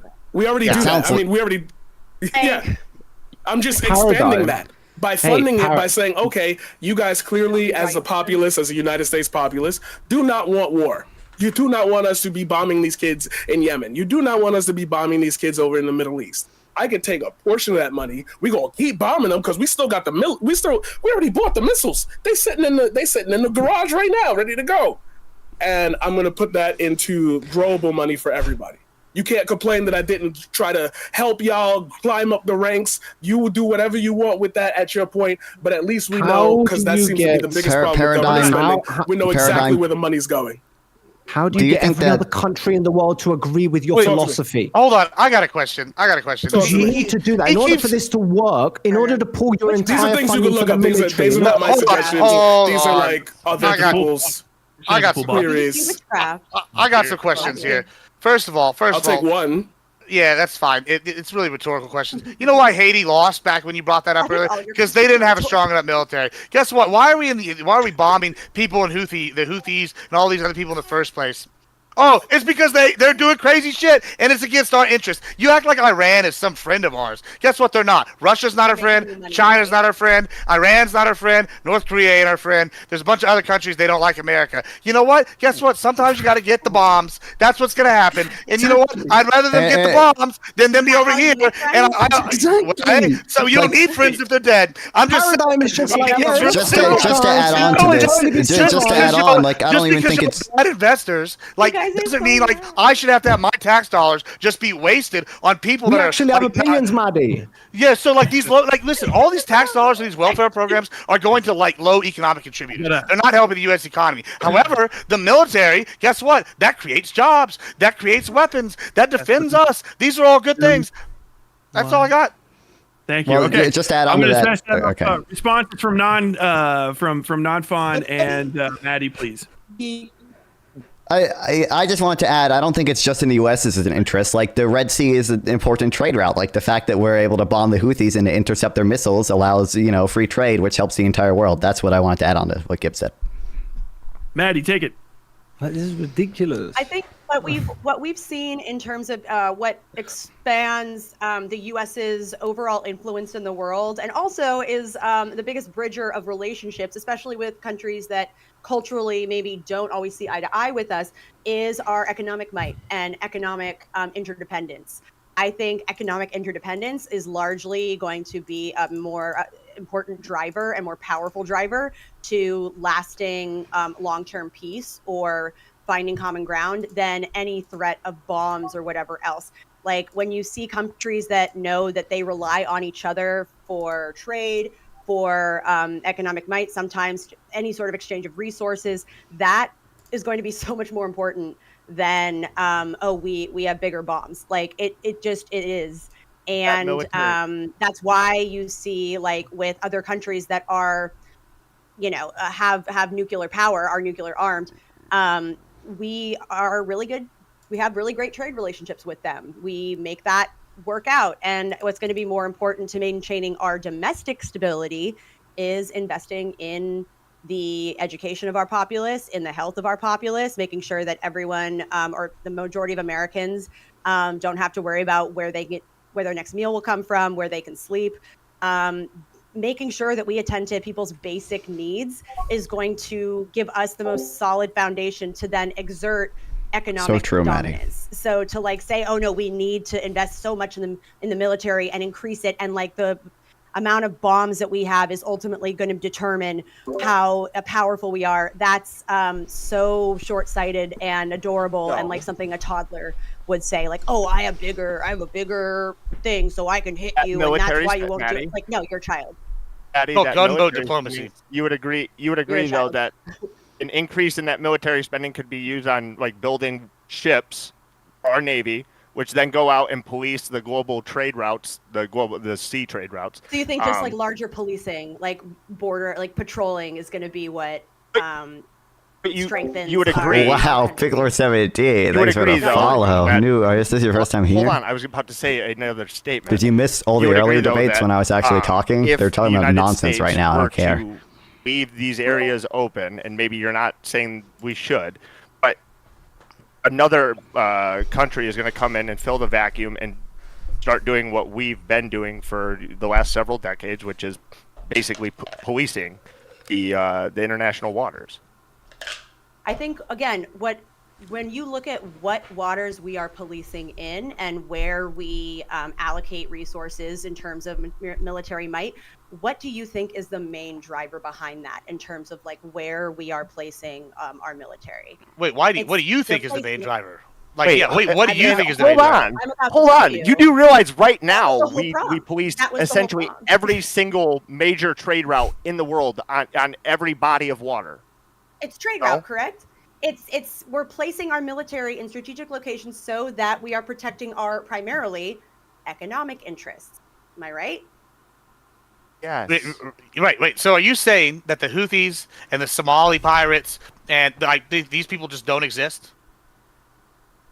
When have I ever said that? Okay, so they do exist, right? Right. So they do exist. So you agree that we need to protect these trade routes where everybody's Paradigm said he doesn't think money's real. He's a modern monetary theorist. Adversarial powers. What? Do you think they're not being protected right now? No, they're not. They are being protected, but they are under attack. And do you think that's where the majority of our... The question is, if America doesn't do it, who's going to provide defense for them? A good portion of it does go to, our I'm not Navy. saying that America's not going to. When did I say that? You're arguing that you don't want them to. Boss, hush, please. You were just trying to... Thank you. I'm not talking, by the way. Thank you so much. You made a dumbass statement. You were equating military spending to just building bombs. Okay. That's a fucking stupid thing to say. Thank you. Oh, I'm glad you're going to contribute something to the conversation now. Go. Awesome. Cool. Thank you. Cool. Yeah. So what I'm saying is that, including, as I said in my opener, I think it is important to have a well-funded military. I think it's critical that we, there are certain resources and things that we do right now that absolutely are critical for maintaining peace, for protecting the American company's interests. There's a lot of things that we do right now that are absolutely necessary and critical. However, if we're talking about, do we need to increase the military budget? So much of the military budget doesn't necessarily go towards those efforts and those programs that really what do you think it goes to? Impact. Can you tell me what it goes to? Getting there. I'm literally getting there. Could you just, You're literally getting there. Give me one example. What's the number one thing? I'm sorry. The start of your sentence interrupted the middle of mine. So sorry. Now you know how I felt the whole time. Thank you so much. Thank you so much. Okay. So what I'm Get to it! Jesus Christ! Why? Okay, Russia. Kill me. So what do you mean Russia? I've been called British and Russian. Get to your fucking point. Yes. Are you guys ready? You guys done? We will skip you if you don't do it right now. We are going to die at some point, so Jesus Christ. Are you trying to think of what you're going to say? No, she doesn't think. Just say. Just come on, Maddie. Is it one word at a time for you? Come on. Come on. Is it one word at a time? Are you done? Okay. Great. So as I said, we have those things that are currently working. A lot of our resources in the military right now go to defense contractors. They go towards building bombs. They go towards, by the way, building there's certain planes right now that don't even do a good job of actually flying. And we waste billions of dollars in those programs. When I see just how much 35? The fucking envy of every country? She's talking about the one the Marines use. I would like to finish. Yeah. Well, you don't stop. That's the problem. There's a lot of glut. There's a lot of glut in the military right now. And honestly, if our overall goal is to make the United States safer, that money could be better spent contributing to things that actually strengthen the United States and Like aren't what? just show. Like what? Like literal fucking Give me social one programs. fucking bro. example. Exactly. That's why we say you Google Doc is ramble. back. 'cause yeah, My Google Doc is amazing. back. You are The fucking reality vapid. is, So the Maddie, reality is, Maddie, for my Google Doc, which of these colors would you remove? here we go. Here we go. Oh Here's a my Google Doc. god, It's bro, back. stop. Let's go. No, which colors? Let's go. Let's see, we have Air Force, Navy. Oh, you want me? You think I should just remove Yeah, the which ones entire do- budget? No, which Or ones should why we would I remove? Kill me. I'm not Kill just me. Answer the Kill me. question. Whether you want me to answer whether I would defund the Air Force? Yeah, how much would you defund- defund the You're Air saying Force? Clearly wouldn't. She pull doesn't money like the from planes. here, It's not a put it serious there. question. So where It do you is a put it serious from? question. Where do you Hold put it? Details. Because I know I would have to look at because it's not just Okay, so you don't know this what the fuck you're talking entire- about. Brilliant. I'm Can we not move saying on? Can no. we I'm not move saying on? that I would defund an entire. You're You're not just with us. rambling. You're just Right, rambling. you know what? Brilliant. Yeah. Okay, so Just, paradigm. So Come on, move on. paradigm. Get The rid of the reality army then. is Yeah, that let's when just we get rid live of in the a army. world that has always been dictated by war and ruled by that way, if you want to shift towards a society or a world where we no longer Kill have me. wars, you have to realize that America deciding to do it doesn't mean that the rest of the world is going to do it.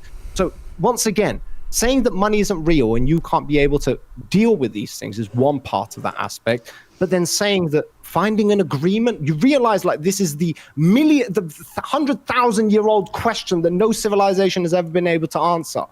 Like it's crazy to live in this utopian reality. So yes, before you're even capable to talk about whether we should fund. Yeah. You're muted. He's not saying anything of value anyway, so it's fine. Yeah, I mean, it really his whole point falls apart One whenever thing he I'd like starts to point talking about. out is that Colin I'm going to Iverson. ask everybody to shut the fuck up, like for 5 No, seconds, thanks. because it is insane to me that there are a group of people who are You watching don't this think saying, money's real? What? You're delusional. It's not. Yeah, I mean, like, really his whole point falls apart whenever he says, like, hold on. Boss made a good point there, actually. He goes, there's other countries that always don't make want to good work. points. Oh, well, good. I'm glad. I So agree. Paradigm. I'm going to agree with you on this one. He argued earlier that there's okay, other I'm countries done. that Enjoy won't the rest buy, of the panel. Shut up. I don't won't buy in. Oh, Yeah. whiny Won't be it. Paradigm, I love you. What a whiny Like- bitch. Hold on. Kill me. So boss, Like, boss made a good point. I'm gonna be railways. real quick. He made a good point. He says these other countries won't engage, even I with his always own, make within good his own Bro, argument. we are the bloodthirstiest warmongers with- on Oh, the shut planet. the What are you fuck up. talking even- about? okay, hold on. You don't Even have a within your own history argument, education. if these countries had better the militaries, me. they wouldn't have got taken over by the bloodthirstiest group in the, wouldn't or have whatever. killed your If we kids. send in the Genuine question for B-52s, Paradigm. maybe you have something good enough to stop it. Maybe they should stop spending money on their social programs and up the spending on the military, and that's what we should do. And that gives hardworking Americans more jobs. Paradigm. None of that is real. It is None real. of I'm what sorry. you just It said is is real. real. the fuck up, It is bro. real. Come on. Wait, Come on. wait, You're you just trolling. You're trolling. you just said that No, people you were just said that if we You're fund the military, it's going to trolling. give Americans more jobs. It's called. We need bullets. We build bullets. We need boats. We build boats. We need aircraft. We build So aircraft. We instead need of that, computer could we chips. We like build build a computer chips. high-speed rail system? What industry Could do we you fund think is not food bad? programs more? Child Could we put more food stamps in people's pockets? Do you have an answer to any of this, or are you just talking over me? Farmers. I mean, I'm pulling you. Very Do you have smart. food stamps? Do you have food stamps, Admiral Paradigm. Gibbs? Does anybody here have food stamps? Anybody ever been to an Oh, for HRA God's office? sake. Paradigm. Which of these colors would you remove from this chart?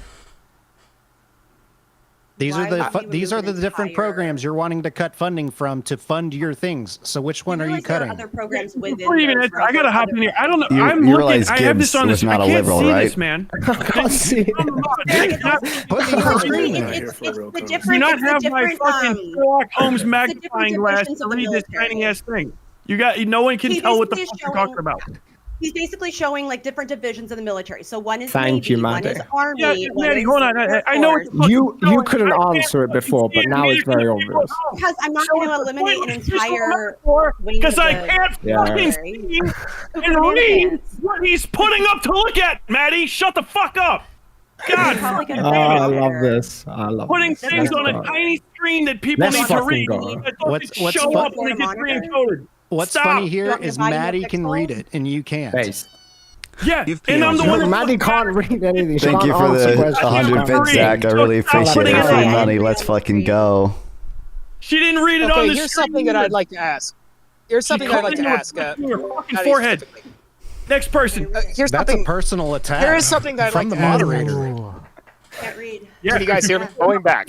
And I'm Okay. Eddie, if I There rewind is the something VOD too, if I remember correctly, your opening statement was that you wanted to cut military funding. You saw the benefits of the military funding. So why did increase military funding? Don't worry about it, man. Don't worry about it. You're gonna confuse her now. Don't worry about it. Brotherhood. So- Love it. Well, So right. supportive. Well, you're the only one making. Well, not the only one, but I love you've it. been making really stupid fucking statements. So it's not like me Yeah, and Boss are on the same true, side man. of shit. Thank you, babe. Let's go. You Moving to the expand on next that. point. There, You have No, concept- don't Please come let in him- here please. asking us to expand. If you missed the last fucking 20 minutes of the goddamn debate, No, what do you I mean heard the whole expand thing. on it? I You heard ask her a the- no, I heard question, the- where do you Oh want my to put God. the money from? Where do you want to I put heard it? the It's whole very thing. simple. She I couldn't heard the whole answer thing. it. Let- Well, answer your get to question. your Let point her- then. Get to your point Okay. then. Go to I've been, bed. okay, here's what I don't get. So I'm Maddie, just you've curious. acknowledged all the I benefits of the honestly military. don't understand how you can look Oh, at it's how obvious the you don't federal understand. government currently spends its money and go, well, obviously if we just pulled it from one area and shifted it to another area, it's gonna, Bro, just let this somehow guy's the solve our only problems. guy who has the potential to be it seems normal. like just I just like want a- him to talk. Just There's let a him talk. basic lack Just let of understanding Alacrity, on I think how is his name. this Top works. left talk, please. Please. it just He can bring him makes back. Please. Curious. Oh, okay. You said you had a degree Which one's hippy dippy? in economics. Now, could you please explain to the panel the From you, importance of policing global trade routes? The economics of policing global trade routes? No, the economic benefits of policing global trade routes and being the one who does Okay. it. Of the United States ahead. policing global trade routes in areas where there is a tangible external threat that may prevent international trade. Is that what you're asking? Yeah, because that's very Damn, much a thing. it seems like you That's actually very much just a thing. can't listen Yes. either. You Were obviously you not listening? lack the I literally ability just to. said it's critical, like the American military. Well, it's like or one that of the demon United mama. I That have was said demon mama protect answering your international question, trade bro. routes. What was that? I'm benefits. literally can I You let have me answer not that question. one time Let me answer given that me- question. Ah, No, for here, God's listen. sake. You asked the question. Could I just please let me try to answer? Okay, we can engage. So the economic benefit of us protecting those routes is that, like, well, first of all, a lot of the people that are actually using those routes, those merchants, those are direct economic interests of the American companies. So if there's any sort of risk, added risk, No, I don't think I'm built for the military, whether Malibu. it's, I'm just not built for it. material I don't think it's loss like evil or because of, anything. I'm just not. pirates, something else. I weigh like 90 pounds, that bro. I'm not built directly for it. harms the overall American I can't get up at economy. 5 a.m. The either. benefit of having the United States being responsible for policing those routes or providing additional security is that it gives us a lot more. And I mean, it's all about large international economic sound like influence. trouble. And we are the people that are actually doing that policing. It also gives us a lot more influence for other countries that are using those exact same routes. It's all sort Okay, of about we're this like large Right, imperial. okay. If we Thank stop you. doing that, what do you think And would no one's happen? saying we should. I'm not saying we should stop doing that. Okay, so Here's why the you problem with disagreeing your with position, us though, then? Maddie. There is something When that did I Why say you that? When did I say disagree that? Kill Don't me. do that. You Let's let wanted Alacrity to talk. pull Let's- money and Jesus put it in Christ. other places. okay. Where's this guy in his Well, kitchen? He said he lives in a let's small let house. I don't Alacrity know. say Some words. Yeah, go ahead. Okay, so I do have a question for Is you. he guys. So actually you've here? acknowledged that. So you've acknowledged that there are all those benefits to it, right? Why do you guys But only I come mentioned now? it- I was yes, going but I mentioned hard at the in the beginning, first we have topic. problems They've been with our totally derailed on Navy this system topic. Currently, there are a bunch of maintenance backlogs. We don't have That the guy's in his capability to car rapidly because his repair Wi-Fi is so ships to bad. Navy if Apparently, we it's did better go if to he war. uses cellular or something. But meanwhile, if you look at our social spending, if you converted all the benefits to cash, the bottom quintile of income quintile of Americans, each person would have 33,000. And so, if you simply converted all the monetary benefits from our programs to cash now, we could simply eliminate a lot of the poverty that currently exists. And furthermore, some evidence to Oh my suggest that this is even too God. much money is the fact that since 1965 to now, the labor force participation rate for said quintile has fallen from 70 to 36%. So, if anything, that suggests that those resources that we're giving too many resources to them. They're expending too many resources in an inefficient manner. So, why would you oppose cutting the programs and giving it to the military so we can fix some of our problems that we have with our Navy, for example?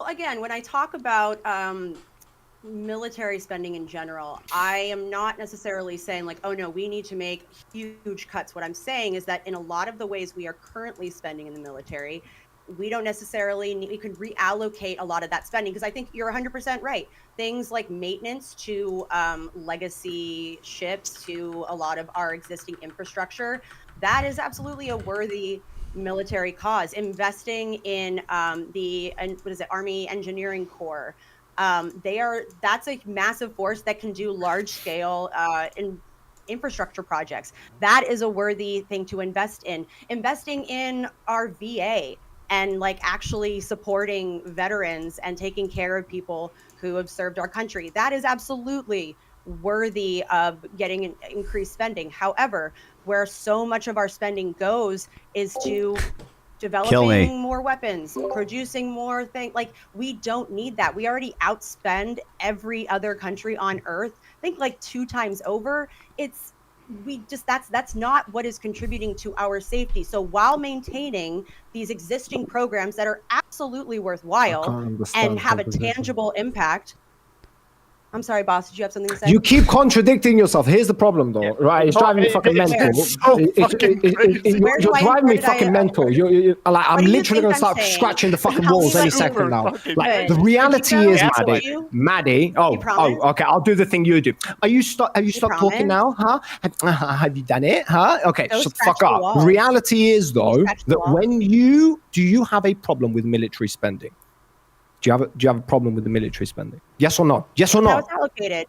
Sure. Yes. Do you have a problem? Well, here, Maddie, can I ask you this? Like the thing I brought up, like the missile interceptors, which protect indiscriminate rockets fired into Israel from Hamas or Hezbollah. Would you have a problem with that? Do I have a problem with inceptors? No. Defensive missile interceptors that protect contradicts Israeli what you civilians. just said. That contradicts what you just said. So your answer should have been it's yes. all or nothing. So if I have a problem with like, hey, I think the way we allocate a lot of funds is wrong, you're like, then you hate all military spending? Like, no, because you're saying how we're allocating funds towards research and development, and then he gives you a perfect example or a prime example of when you would allocate funds towards research and development, and you go, oh yeah, that's totally fine. My mind is broken right now. I cannot deal with you. Okay, good. I need some water. Sorry, Mod. I need water. Yeah, he's driving me fucking mental. Hey, Maddie. Okay, bye. Maddie, would you like the problem with what you said is Maddie, would you like would you like a point to help you here? I could throw out a lifeline for you. I would love that. Raytheon and Lockheed just spent $28 million on one missile. When you really start asking yourself about, you said it's good? Hezbollah. I always say Hezbollah. Is that really wrong? $28 million for a single missile. Yo, we got links, bro, because they want proof. No, I believe you. I believe you. Yeah, that's good though. Yeah. What is the model? Let's actually. I think it's what? I believe. Here's the thing, bro. I believe you. I believe you, Paradigm. I don't even need you to give me the source. But here's the thing about that missile: is it went to creating jobs. It went to R&D. It went to creation of the missile. What the products that went into it. It went to all these different things. You know what you asked earlier? If anybody here, if I was on EBT, no, I'm not on EBT because I'm not a lazy piece of shit. I go and contribute to the economy. I work. I fucking get jobs done. I'm sorry. I'm not gonna sit here and buy your whole welfare, help everybody's economy state. When the military, these people get paid for college. That some of the money gets allocated to the military, goes towards the GI Bill. These people are sitting here getting jobs done. All these things are going towards American industry and excellence. And why do you hate American industry and excellence? Is a better question. By the way, one more point. You said it's not true. Here's the thing. You said, money doesn't matter. You said money doesn't exist. You said bombs don't exist. The bombs seem to exist. You just said bombs seem to exist because people get blown up. You just said how all of that money, blah, blah, blah, is going to creating jobs and everything. It seems like out of that 28 mil, which is actually growing up to be 1.3 billion, their sales only attribute for 2% of their entire revenue. Yeah, 28 million is a very small number considered. Right. So up here, it seems like the contracts that they have here for their executives that are in their the executives take most of the money. If you took every Fortune 500 executive and took their entire pay, it still wouldn't fix the homelessness problem. It still wouldn't fix the social welfare problem. So everything you're talking about is total bullshit. Matter of fact, no, you said that. I just want to address that. How do you know that it wouldn't Because we know what these are reported. We know what they're reported. We know what the problems are. That's not what I asked. I said, how do you know that it wouldn't help? Because it's a drop in the bucket, jackass. It's real simple. So $1 billion is a drop in the bucket to, like, let's say 5 people. The federal budget? The federal budget? No, I know that you don't. You think that money doesn't exist, but for the rest of us that live in the real world, money does exist. And I'm because sorry. That talking point is like old. Like it's I'm not old. to It's factual. It's the here and the now. I know. Listen, I know that you're trying to. That money wouldn't help fix the homelessness crisis? You just said it's a drop in the bucket, right? Yeah, but then your response was it will solve 5 people's lives. Yeah, like this is your response. We're not talking about 5 people's lives. We're talking about America. Brother, I need you to calm down because you are literally like not. You're so far out of your depth. What you're talking about. You're so far out of your depth. And you know what's crazy about you? I'm gonna break the wall. I'm gonna break the wall. You're looking dumb right now, bro. You're looking dumb to everybody. You're looking dumb. I'm just letting you know right now. It's not looking good for you. It's not looking good for you. It don't matter how you think you feel. I'm telling you the truth. Like it's not looking good for you on the outside. I know this works for you with everybody else. It's not. I'm gonna give you both. But he's You're both getting 5 for fighting. Well, Maddie, a problem with what you said. Bitch, get in. Maddie, the problem with what you said is, yeah, we do spend more than every other country, but on a percentage GDP basis, it isn't that much. Furthermore, we have some chronic weaknesses that only expending much more would fix. For example, China shipbuilding capability is 232 times greater than ours. So if we actually subjected our military to stress in a next war, which with China would be most likely, we are underprepared in that regard. Furthermore, like I said earlier, given the amount of resources we've given to spending on welfare, so much so that the labor force participation rate for the bottom quintile has gone from 70 to 36%. Why is it that you think it'd be more worthwhile to spend more on social spending than the military, given those chronic deficiencies? So again, when I think about the U.S. as an empire, when I think about what contributes to us being the most powerful force on Earth, the most powerful country on Earth, and when I think about what those external threats are that may hamper our ability to exert our influence, both economically, culturally, militarily, etc. I don't think a quote underfunded military is going to be the key multiplier on that. And what history has shown us, and what a lot of like the data has shown us, is that the biggest driver for maintaining peace, including with China, is economic interdependence. And that's why countries kind of tiptoe around. You'll never see China or the United States directly attack each other because of that, because we know that our economic strength and the health of our economies are dependent on each other. And that is what has been, that's why since World War II, you haven't seen war break out in the same way that it did frequently in history prior to that, and it's because of that increased globalization and economic interdependence. So you realize we have more war than ever, right? While military strength is important, I think that Empire, United States, our endurance is going to be much more dependent on its ability to sustain itself economically and maintain social cohesion. We only have 5 minutes left. Okay. Hold on. I really want to blow a hole in what she just said real quick. And what Paradigm just said. Here, you know what's interesting? Welfare spending as of 2023 was $1 trillion. So this guy's talking about $1 billion. Like that's a drop, not a drop in the bucket compared to the $1.1 trillion spent on welfare compared to and then we look at what the military spent this year in 2023, $823 billion. So clearly Paradigm doesn't understand money, and that's why he wants to keep bringing it up. As for the battery, he don't. Yeah. Listen, I understand money. You don't. Anyway, listen. Going back to what she's saying about the interconnectivity. Yeah, that's great. That's real good. And that shit works until it doesn't. And then a country invades and takes over. There's a reason right now why the Taliban is gearing up to go to war with all the countries around it. Because guess what they're doing? They're doing stuff like building a big giant water canal and stealing other countries' water and cutting it off. Because guess what? It's in their economic interest to do this, and it's not in their economic interest to for these other countries to do it, and they're all about to fight. So clearly, people's economic interests don't always align, and war happens. Okay, sure. Also, Also- furthermore, Maddie, while you are true broadly, that is the trend. The problem with China specifically is that they also take advantage of the international order, and they haven't shown any signs of stopping. Furthermore, Maddie, They don't regarding abide by Taiwan international Bro, laws specifically, or any bounced of a this fucking shit. ball upstairs. Furthermore, Maddie, regarding Taiwan specifically, China has shown that it is fairly aggressive in that regard, and it won't give up. So, yes, in a general sense, economic integration is good. But when you come to particular cases, such as China's aggression against Taiwan, we do need to be able to defeat them in combat. Because if they're able to take over Taiwan, then that would put us at a severe economic disadvantage long term, given Taiwan's strategic placement, as well as their specific industries such as semiconductors. So, in that regard, Maddie, I think your position is mistaken.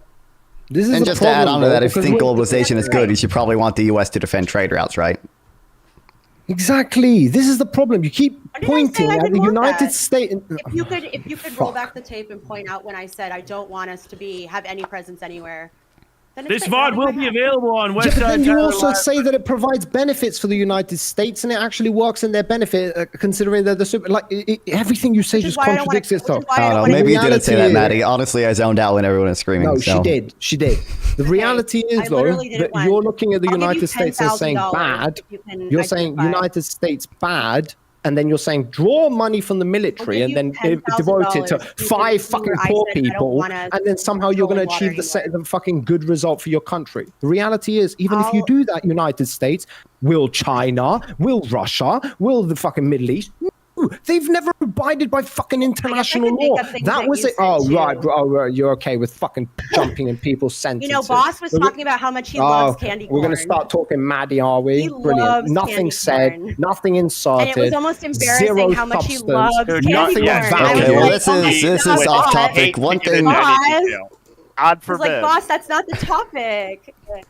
One thing I do want to add, I do think a lot were of you welfare talking, spending is Maddie? pretty Brilliant. inefficient. There was an Atlanta Fed study put out that showed just how bad some of the welfare cliffs are. A single mother with one child would not see any gain in income from like $13,000 a year to $60,000 a year because you reduce benefits as your income increases. So this is like a horrible welfare cliff here. However, I do think they are at least somewhat effective at keeping people out of poverty, even if there isn't an incentive to work. There are people who don't receive factor payments simply because they don't contribute factors, whether it be they don't work or they don't own anything. They don't provide their capital to receive factor payments. For those people, I think things like, Social Security, which helps retired people, things like unemployment insurance do help a lot of people. I think about 48 million people are kept out of poverty by these programs, is the estimate from the Census Bureau. And I think there are a few pretty good welfare programs that could be expanded. The earned income tax credit, that increases the labor supply because of the phase-in. And, the expanded child tax credit is probably pro-productivity in the long run. But I mean, ultimately, I think we should just switch over to more universal benefits. Like I said, cut back on food stamps and just give people free money. And I think that's a great place to round things. I want to give you guys just a little bit of a factoid. We are going to go into final statements for the day here in just a second. Factoid of the moment from Missile Defense Advocacy Alliance. The most expensive missile put out by America is apparently the Next Generation Interceptor at $111 million. The $28 million missile is the Standard Missile 3 SM-3 Block 2A. There you go. Folks, we're going to be going into that order that we've been going through the entire time. You have 2 minutes to say your final piece and also shout out people so they can at least find you, figure out where you are, get some summations in, throw your last barbs, but remember, try to minimize the crosstalk so that we can get everyone through and get the fuck out of here. Thank you very much. We are kicking it off with Boss. Let's fucking go. Okay, the reality is that I have one issue when it comes to people. I can deal with the fucking Trump sycophants and fuck idiots that I will encounter. But one thing I can't deal with is somebody who proposes or pushes their narrative that there's somehow this intrinsically nice individual and they care about human beings and they want to see good benefits. Guess what? The reality is, if we lived in a world where that was even a potential, that we could strive towards that, by the way, international laws, humanitarian rights, these are things that the West has pushed out to the rest of the world and said, hey, This is our effort, the effort that we're making to reach better results going into the future. The problem is that only the West abides by them, and they cut the shit out of themselves because they can't break the rules, but everybody else can do whatever the fuck they want and then hold the United States and the West accountable for abiding by their own rules. But then we have these fucking dumbass pieces of shit that will come up in here and tell you, oh yeah, America should just cut all of its military spending. We should not do any more wars, guys, and we should just like make poor people better. Oh, thank you, almighty Lord, that you've uncovered the mystery of the universe that has existed for the last thousands of years, you brain dead fucking chimp. The reality is that just because you do it, they've never even shown a remorse for trying to do anything good. But yeah, yes, I'm the boss. You can find more of this and a common fucking logic and reason, whatever. But again, yes, I'm the boss. That's it. Yeah, that's where you're going to find me. All over Twitch, Kick, YouTube, so on and so forth. Next. Thanks for having me, by the way. Thank you. Not all comments represent what happens on Hippy Dippy Roundtable Recruitment. We're going to move on to Alacrity before he loses connection. Thank you. Yeah, I don't think that'll be a problem anymore. I will say I found this whole thing delightful, especially coming out of retirement for 2 years. But I would say that regarding this topic, I don't think much progress was made on it, though I do think that a conclusive case was shown by some that the military spending is a bit more important, not because we're not spending enough on social programs, but because of the fact that if we fix the inefficiency of them, we would have more money left over to spend on the military. At least that was my position. Furthermore, you can find me on Alacrity77. That is my YouTube channel. And I hope to see more of you. Cool. Thank you, and shout out the McDonald's that let you finally hog on to their Wi-Fi, buddy. Moving on to Non-Fun, you got 2 minutes. Yeah, I'm Non-Fun. Non-Fun on YouTube, and NLNF1. I'm trying to reach 1,000 subscribers on YouTube so I can get monetized, so I'd really appreciate if it's up there. But yeah, I think the boss made a good point, actually, where he, said, like, I think the reason why the Western military force is important is because we do abide by the laws of war that in many cases are pushed forward by us more than other countries. I think our interests are mostly aligned with stability because the global order right now, if it's stable, benefits the U.S. I think those two things are pretty good. And on, welfare spending, I don't think poverty should exist in the U.S., but at the same time, I do think our welfare is very inefficient. Repeal a lot of the welfare we have now, replace it with a UBI, and close a gap in the deficit with a land value tax and a destination-based cash flow tax and a progressive consumption tax, and maybe with a sovereign wealth fund as well. That's how you fix poverty. That's my statement. Thank you very much, Non-Fun. Moving on to Half-Baked Takes. You got 2 minutes. You did it again. All right. I just want to say thank you to all the panelists. Appreciate screaming at all of you. It's always fun. I think it's based that America is the world's hegemon, and we control, or at least police and help maintain control over the global sea trade routes, and we get to benefit economically and be the superpower in the economics department as well. So this is all positive. Status quo, as Paradigm might hate to hear, is pretty based right now. I will say, though, I don't think throwing money at the problem has ever shown to be just the be-all, end-all solution to especially our domestic issues. So let's, look into other ways of addressing things like homelessness, things like people on food stamps, issues like that. All right. Thank you. Thank you, Half-Baked Takes. Moving on to Maddie. Take it away. You are muted. Oh, never mind. You're What? Yeah, I pressed it. Delay. Sorry, you're good. You're good. Yeah, you're good. You're good. Yeah, it's funny how people say, "Oh, well, throwing money at it won't solve problems on anything except the military." So, cool. But again, when I look to historical context, it's pretty clear that focusing entirely on the military while neglecting the social cohesion within the United States without making big investments in things like public education, things like healthcare, things like housing. Look, when I say close the deficit, all I meant was that I want to do UBI, and that's probably going to be a little more expensive than current welfare programs. And the way you close that gap is just by destination-based cash flow tax, a land value tax, and maybe a sovereign wealth fund as well. From those things, not because we didn't spend another $110 And a progressive consumption tax on a single bomb. When you talk about why do I care, that's such a drop in the bucket. $110 million could go towards building multiple. What's up, Melanie? Welcome. The debate's basically over. Making So sure that there are now families out there who don't have to sleep on the street, who have a safe place to rest their head, to take their children. That can mean the difference in people's lives. And that's what we're talking about. I'll release it. I'll release the YouTube video too, so you guys can go watch that afterwards if you really want to. $500 million on making tangible improvements to people's lives, and thus, when those people are doing well, that also contributes to our economy doing well. It's not really a great economic strategy to have an impoverished, sick, demoralized population. They don't make the greatest workers. So while I think, a well-funded military is absolutely critical, and of course it is, I also think that there's more we can do with better allocating that budget. Also, calling someone a fucking chimp is racist, and you're a fucking racist piece of shit, and how fucking dare you. So go fuck yourself, you stupid fucking moron. Thank you. Okay, I was gonna let her finish that part. Moving on to the Turk. Hey, so yeah. Listen, why is the debate I watched the other hippy dippy recruitment debates. They were not this bad. And reallocating towards things that we find important as a nation, right? That's why I continued to ask the panelists, and I got an honest answer from Paradigm. And I just think it's kind of unrealistic of what he was trying to accomplish. I don't know who said it. The numbers that he was wanting to use. Also, I did the math. I answered him too. I did the expanded child tax credit of the entire defense budget.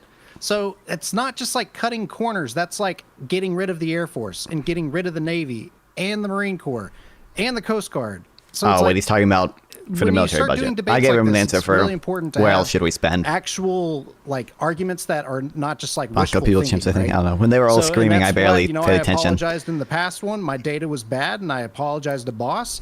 But it's like, Paradigm, I really think your numbers are just nonsensical, and you really should, talk to some of your elected officials on who are you? Where you're not really seeing reality. You guys, I'm conservative. You can find me over on not Twitch. I don't stream anymore. YouTube.com/TheTurk. You can also find me on X as The Turk. Whoever subscribed on YouTube, thank you. I noticed it's 880 now. Thank you. I appreciate it. Big leagues, so you can have real arguments and debates with real online pundits. So thanks. Very calm and straightforward people, just like Rob Noor. Folks, moving on to Paradigm for 2 minutes. Yo. Okay. Last statements. I was told to say this. Not told to, but I think this is the right way to follow it. We don't follow our own rules as far as U.S. law is considered. We literally threatened the ICC and the ICJ multiple times over the condemnation of Israel's actions.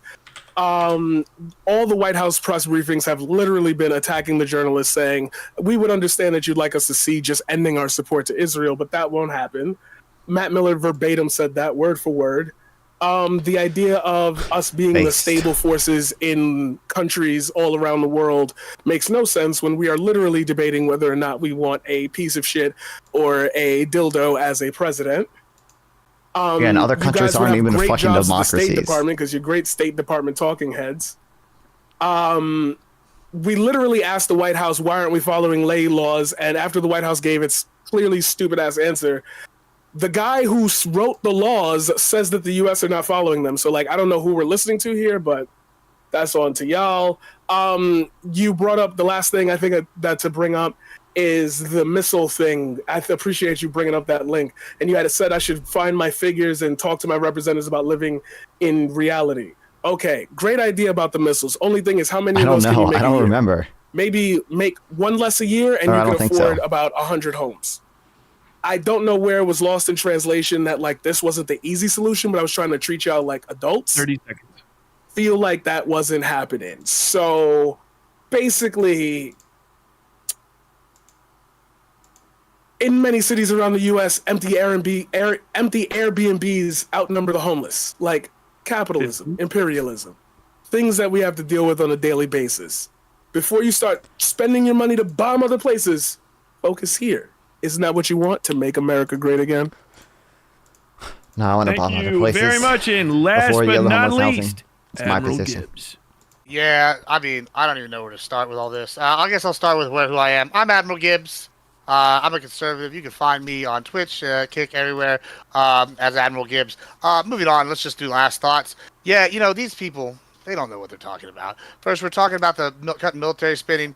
Coast Guard, someone brought that up. I don't know who it was, but guess what? I guess they like cocaine. I guess cocaine doesn't create poor people. Because without the Coast Guard, the cocaine corridor would be coming through the Caribbean, will run roughshod. But guess what? The Coast Guard shut that down. That's a true thing. This guy also talked about how everybody's happy, so happy-go-lucky, how our economic interests going on. Well, then he mentioned Haiti, which is real interesting. If Haiti had a built and better military, we wouldn't have walked in there and took their shit. Guess what? Iraq, we walked in there, we took their shit. Looks like, guess what? We can go in there and do what we want because we have the military. These people should start spending more money on the military. Would it even have been practical for them to do that? For some reason, oh, capitalism is so bad. No, bitch, capitalism is based. You know why there's empty Airbnbs? Because people worked their whole life and got these Airbnbs. Either their parents did, they did, someone did. I'm sorry that I'm not a lazy piece of shit that doesn't contribute to the economy at all. You know what? I have a solution for you. You want a welfare? Why don't you go join the military? Then you can get 3 square meals a day. You can get in shape. Maybe they'll get you off the drugs. You'll be not homeless no more, and you'll be around a platoon of new friends. And guess what? I don't have to hear no more bitching about, oh, Sally couldn't pay for her daughter's ramen noodles this week. That, guess what? I paid for because I worked and my tax dollars went to it. And guess what? I'm sick of this bullshit. And I guess the average Americans are sick of it too. You know what? I think that maybe Trump I love redistributing sure. However, payments I'm going to just play this on my people outro. who don't This is the receive Wolf factor Smiles violin playing My Heart Cries for You, and for these poor people that couldn't go and find a job, even though the jobs report is just so good. It's oxymorons, it's bullshit, and it's hypocrisy. That's all they got. Okay, thank you very much, Admiral Gibbs. Ladies and gentlemen, theys, them, bees, and any and all pronouns, thank you for once again coming out to the finest 2.5 hours of political debate available on the World Wide Web. We invite you to seek out any and all of our contestants and support them on their streaming platforms of note. Special thanks as always to our event organizer, Danabo, the original Hippy Dippy chairman himself, and mobile Russian drone test target Dylan Burns. Support Dylan's work in Ukraine and the original Hippy Dippy on Dylan Burns TV and Dylan Burns Live. Follow him on Twitter at DylanBurns1776 to keep in the loop. Finally, thank you to me, Tyler Bell, your wonderful, handsome, and god-tier host. If you want to support me, my regular show runs Monday through Thursday, 1 p.m. to 5 p.m. EST on YouTube and Twitch. Just search Westside Tyler and you'll find me. Finally, follow me on Twitter as well to keep up to date on all my shit posting at Tyler Westside, and make sure to mark your calendars for our next Hippy Dippy recruitment show on November 3rd. And until next time, as always, stay safe out there. Everybody say bye. Bye. Bye. Oh my God. Yes, we're just saying goodbye. We're saying goodbye. Oh, stop the. There we go. It was fun, everybody. Thank you. Thank you, everybody. Yeah. I appreciate it. If anyone wants to DM me, you can to talk later. Yeah, likewise, guys. Not fun. I've sent you a sub, man. I hope you get the 1K, dude. If you don't like racists, I'm not the guy you want around, all right, guys? Just telling you that. Oh my God! Oh no! Let's go, racist boss. Making moves. We're making moves. All right. Thank you. Thanks, guys. Thanks for the invitation. Nice to meet you guys. Danabo, are you around? He's in the waiting room. He's in the waiting room. Okay, I'm gonna pop over. Are we still live? No. I'm live on my channel. Oh, okay. All right. So, non-fun is just chilling at this point. Yeah, let's go. Oh wait, Alacrity. I forgot to ask. Could you? Was it 709,000 government jobs for the whole year 2023? No, it was 785,000 in the 1 month from August to September. An anomalous amount of government jobs. The last time it was that high was after COVID. Okay. Wait, but that's bigger than the entire jobs report. It was seasonally adjusted. Can you still hear me? Yeah. I looked it up. Wait, you're saying it was $700,000 jobs. There are 785,000 jobs. 785,000 jobs, government jobs added between August and September for the September jobs report. Without that many jobs being added, the unemployment rate would have been 4.5%, which would have been a decrease. And there was no reason, and it was seasonally adjusted. Sure, so You're saying from August to September? Isn't that bigger than the entire jobs report? The jobs report was only 254,000 jobs. I'm just confused. Well, no, also job losses in other industries. Oh, okay. Okay, that makes sure. Okay. Yeah. So my point is that the last time that many government jobs were added over the span of 1 month was after COVID. The only reason why they pumped that much money into hiring that many government workers was so it would look good for the election. That's my guess. Of course, there may have been other reasons, but I don't think there was a compelling issue. What spending bill was even approved in that time frame? Like what spending bill? That's actually one of the highest ones on record, actually, for one. I know, but you're saying they approved like spending to increase government jobs for the election. What was the last spending bill that massively increased government jobs? He's frozen. He's gone. Okay, well, I'm switching to the waiting room. And then the other ones would do the same thing. Yeah, it was definitely not the same show as last show. That was a lot more on it. I think everybody kind of had a better sense of pace. What's up, Numb Fun? What's up? Do you have feedback for me? That's what I need, clearly. You're pretty good, actually. I kind of liked your debate style. It was pretty good. Unfortunately, I appreciate you didn't it. have much time to talk, but when you did, I think Well, you did pretty well. in the second topic, I didn't talk much. I think I got most of what I needed out in the first topic, but yeah, from inside the crowd, how was that feeling?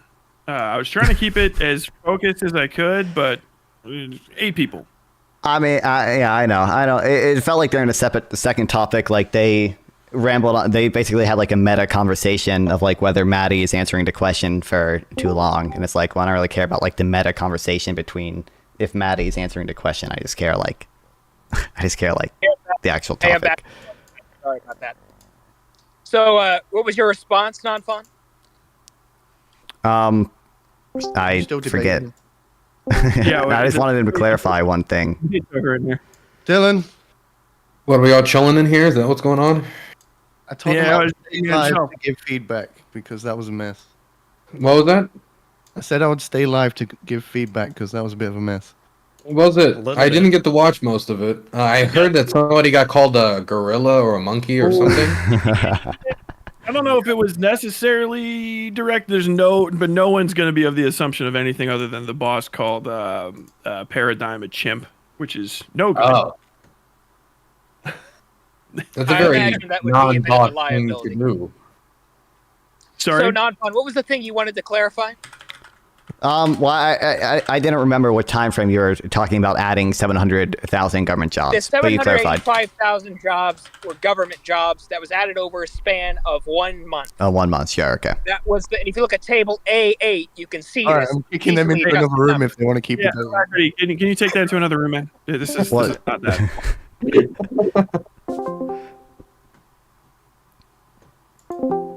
was hot. They're back again. Wait, I don't care about it. I'm not... Bruh.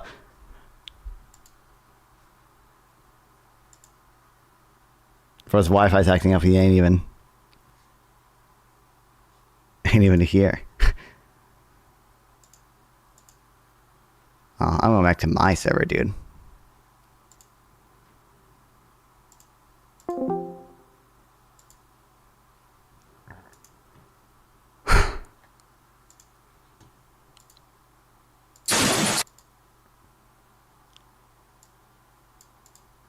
Kill me. He's not a Wi-Fi, he's driving. Yeah, he was. Is anyone Sample here? Is Economically here? Did either of them watch it? Who else? Is Isaac here? Isaac Sample Economically? And if any one of you three wants to talk about the debate, now's your chance. Hop in the stream room.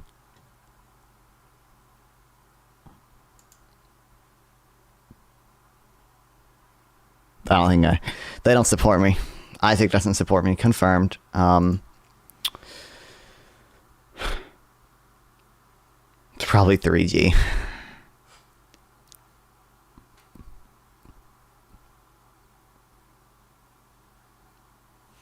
I don't know, but like even just private sector jobs are still above expectations. This isn't even a BLS. This is a private company that tries to track jobs. This is change in private employment. I don't know. And it's still above expectations. The median expectation is 140,000. Is 143,000. And then as well, we see the share of people ages 25 to 54 for private sector job in September was not only higher than in 2019, but it's also essentially, yeah, Trump is the roll. The highest in U.S. history. The share of people aged 25 to 54 for public sector job, 11% is far below the March 1995 peak of 13%. I got his name to fuck you, and yeah, smoke Celine, Melina, Skin.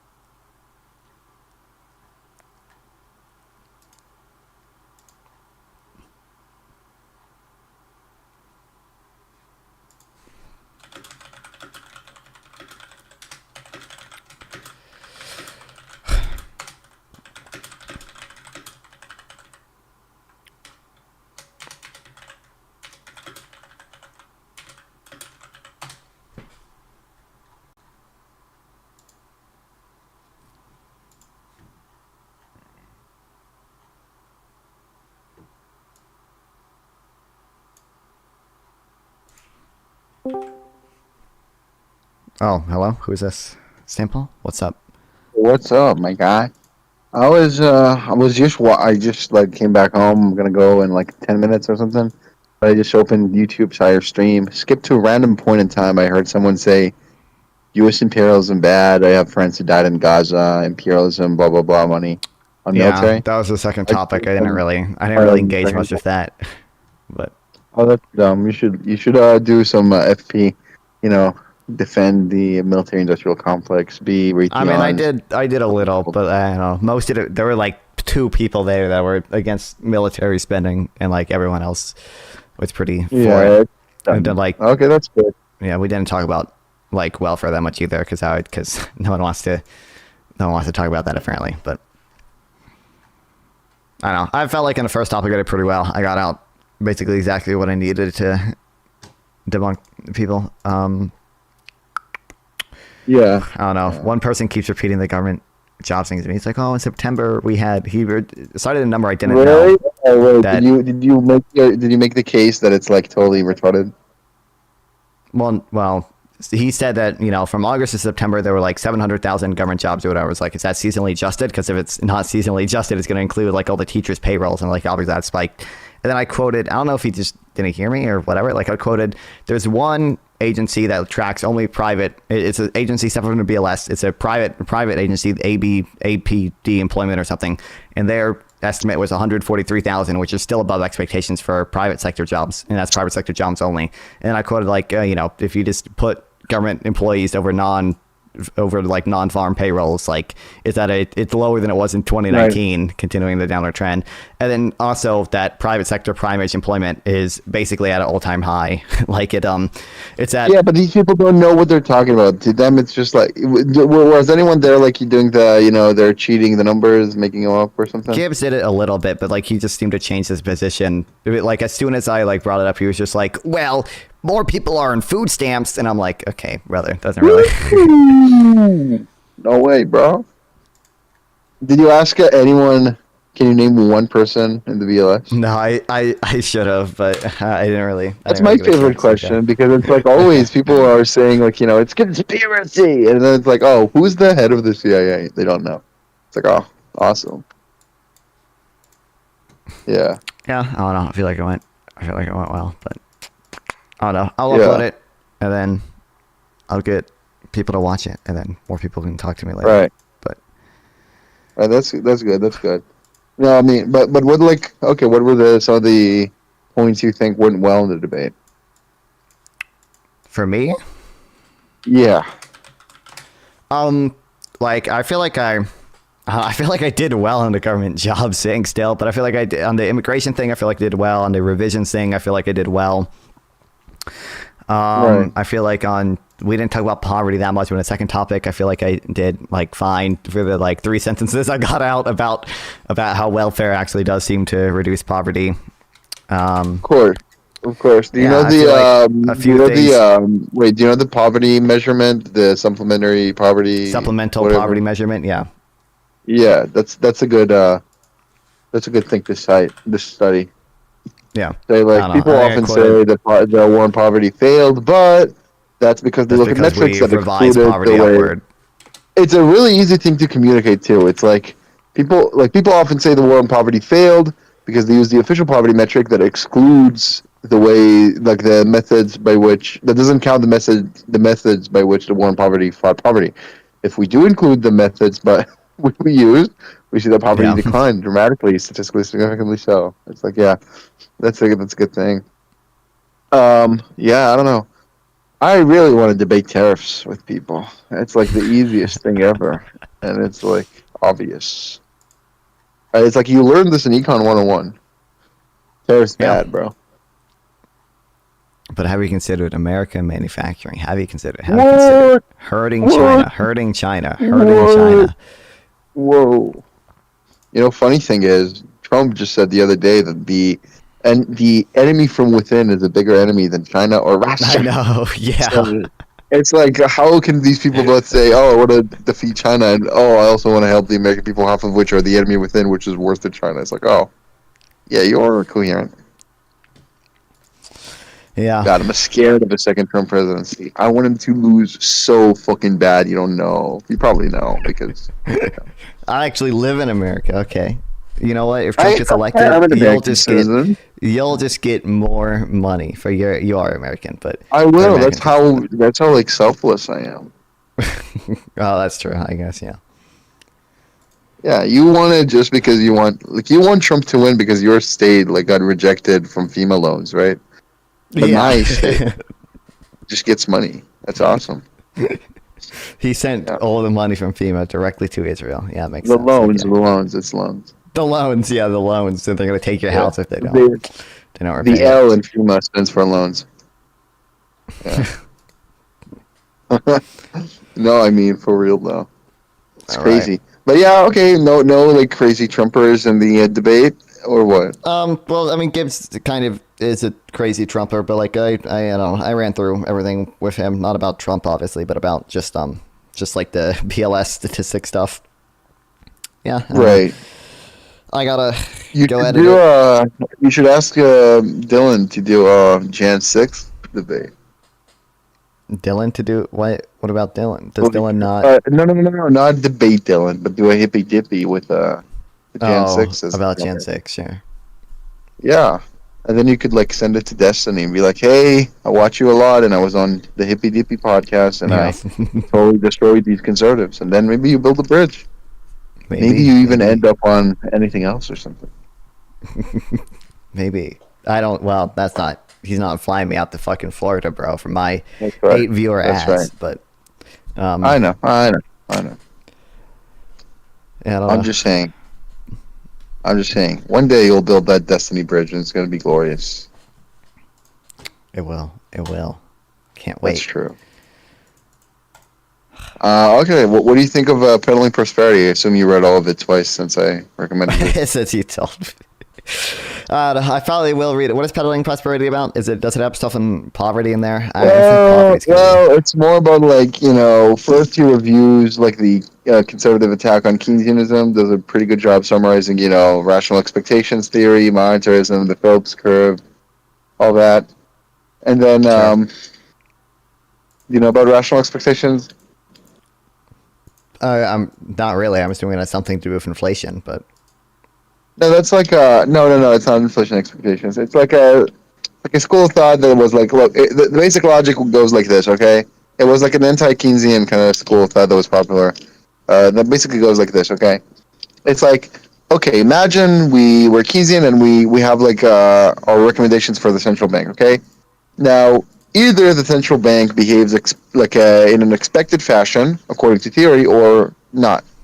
If it behaves according to theory, then people already will factor that into their behavior, and so the what do you call it? The intervention of the central bank will not be effective because people already anticipated it in their behavior. But if the central bank behaves unexpectedly, well, then it's just random and it's not helpful. So regardless, the central bank will not be able to be helpful in the long run because people will expect it and adjust their behaviors accordingly. And that's dumb on many levels, and Krugman does a good job explaining why it's retarded. But yeah, so he basically goes around like it's basically him like kind of debunking supply siders in the first half. So the first part of the book is him reviewing the conservative attack on Keynesianism, and in academia, and then the second part is like him going over the supply siders, the non-economists, the journalists who or like the quacks like Laffer, who are like really pushing the supply side economics. Yeah. I think later on, I'm in the middle of the book. Later on, he will like go over the strategic traders, whatnot. So it looks like Peddling Prosperity is more of a book about like, why conservatives were bad economically in the 90s and before the 90s. Nowadays, they're just completely insane, of course. Right, so there's that, and then I think Pop Internationalism is more a book against the people who think governments are like corporations, then they need to trade strategically and compete with other countries. That's retarded. Yeah, but that was like a view popular with like Dems back then. Yeah, I don't know. It's a chill book. I just read it on the flight and like when I have time. But yeah, I don't know. No. Also, Chris Clark. Look, I just opened Instagram and he has like a video on. No, he has a video on Trotsky now, by saying like, "Oh, if Trotsky was instead of Stalin, it would have been better." And it's like, yeah, but then he says like there's democratic socialism in the West, and I'm like, you're fucking retarded. You're dumb. You're like stupid. If you think Norway, you can maybe like torture the word socialism enough to call Norway socialist. But there's no way you could call Denmark and Sweden socialist, and Finland. Sorry. Don't you know they're more? They don't even have minimum wage. They're a libertarian paradise. Ooh, I didn't know that. Ooh. They have no minimum wages? That must mean they're like more economically free than the United States.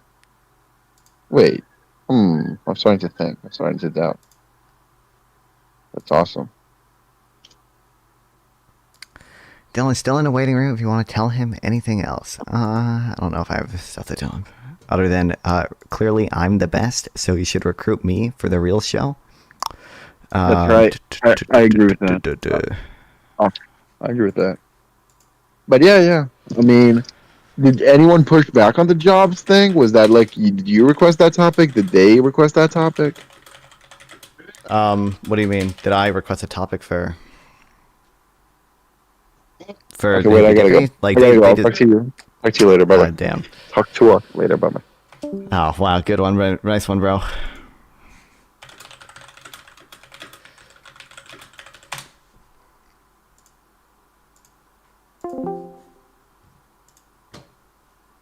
No, I'm fine.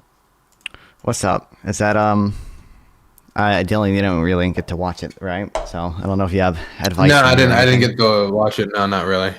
I was playing Mountain Blade Warband. And he usually relies on my opinion for these things anyway, so... Oh, I get it, yeah. Alright, well, I appreciate you guys having me on. I'll do anything... I feel really bad, because I know you watch the show, and... I mean, I enjoyed it. It's not normally like that. It's not normally that. Oh, no, like, I've seen, like, the other recruitment debates even, like, weren't really like that. But, I mean, I still enjoyed it. I still had fun. It's good content for me. I love doing it, so... Thanks for having me on. When did you start streaming? I started streaming consistently like 6 months ago. Technically, I've been streaming since I was like 6 years old on my fucking PlayStation, but... Yeah, but that doesn't really count. Okay, yeah, 6 months ago. Okay. Did you start like doing politics or? Yeah. Okay. So you weren't like a video game streamer or anything like that? You just went straight into politics? I mean, sometimes I'll play video games in the background if I'm reacting to something and I want Minecraft in the background for my ADHD. I'll do that, and then sometimes my friends will drag me into playing video games just when I'm streaming. But for the most part, just politics. What type of stuff do you react to? HIPPY DIPPY Debates, obviously, for free views. Thank you very much. Lovely. Destiny debates for free views too. Piers Morgan. Yeah, the React content is milking views, but yeah. Always. Okay. Dope. How old are you? I'm 19. 19. Okay, I started when I was 18, so I can't comment on anything. Okay, you know. Oh, damn. Wait, no, you didn't. You started when you was like 11. You did Minecraft streams, and I've still. It wasn't. No, they weren't streams. They were YouTube videos recorded on a tiny little like camera, because I recorded my screen. Well, I mean, if we're counting that, I probably beat you there because I was like 9 or something when I first started doing my shit. So I have videos of me playing Happy Wheels, out there. So. Oh, I have the same thing. Happy Wheels, Flash games, and Minecraft. Yeah, obviously. All a child needs. It never did well, but yeah. Oh, I took off. We had a small toy line actually. But it all collapsed when the Dan Schneider stuff came out.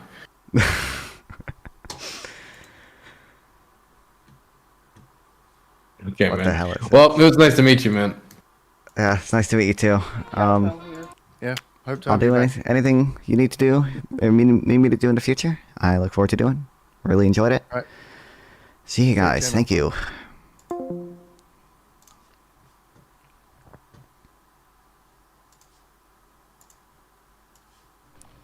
Cowpel here for another Minecraft episode.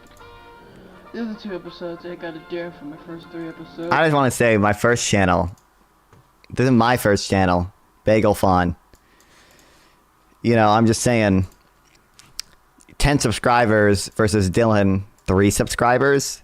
Oh shit! This has 300 views though. Damn, I only have 67.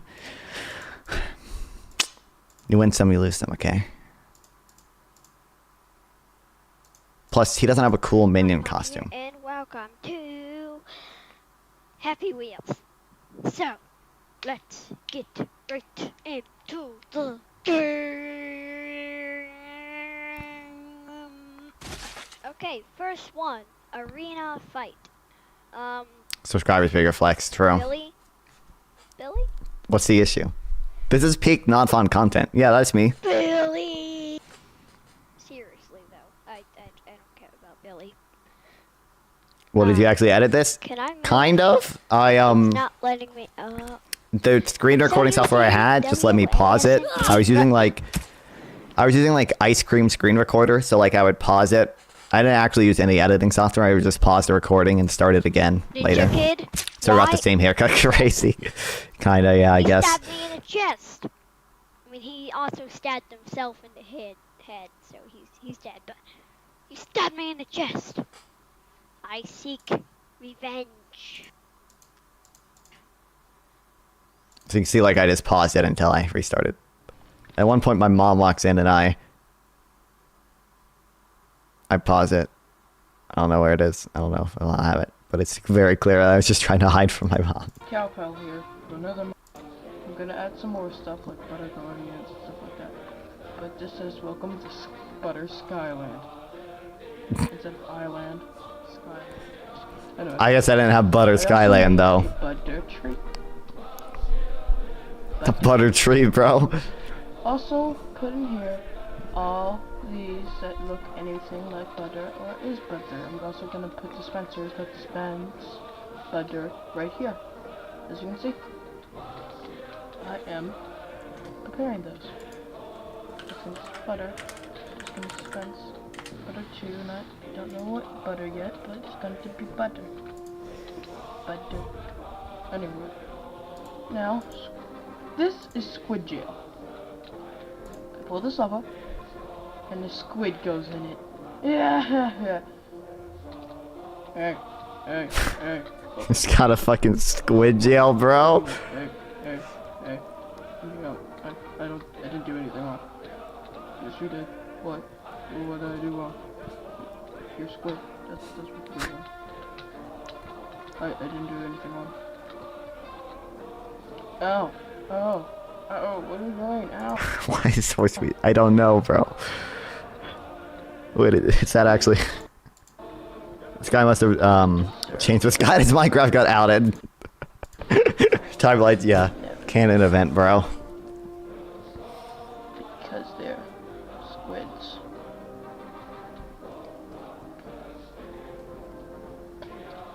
Anyway.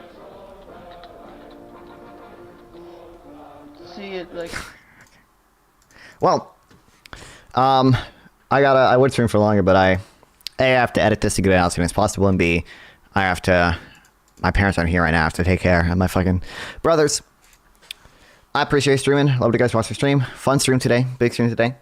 Again, trying to reach 1,000 subscribers on the YouTube channel to get fucking monetized. So head over there if you want to see more stuff, or follow me here as well, obviously. I love streaming. Love you guys watch me stream.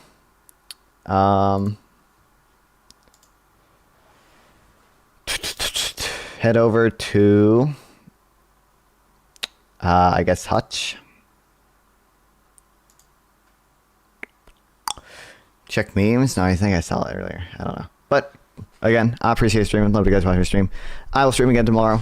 Make sure you guys follow here to watch that, or sub to the YouTube channel. Again, I multi-stream to every platform known to man. Love streaming. Love you guys watching stream. Appreciate all you guys. See you guys tomorrow. Sub to the YouTube channel. Sub to the YouTube channel. Bye. Bye. Love you guys. Appreciate you guys. Bye. Bye. Bye. Appreciate you guys. You guys.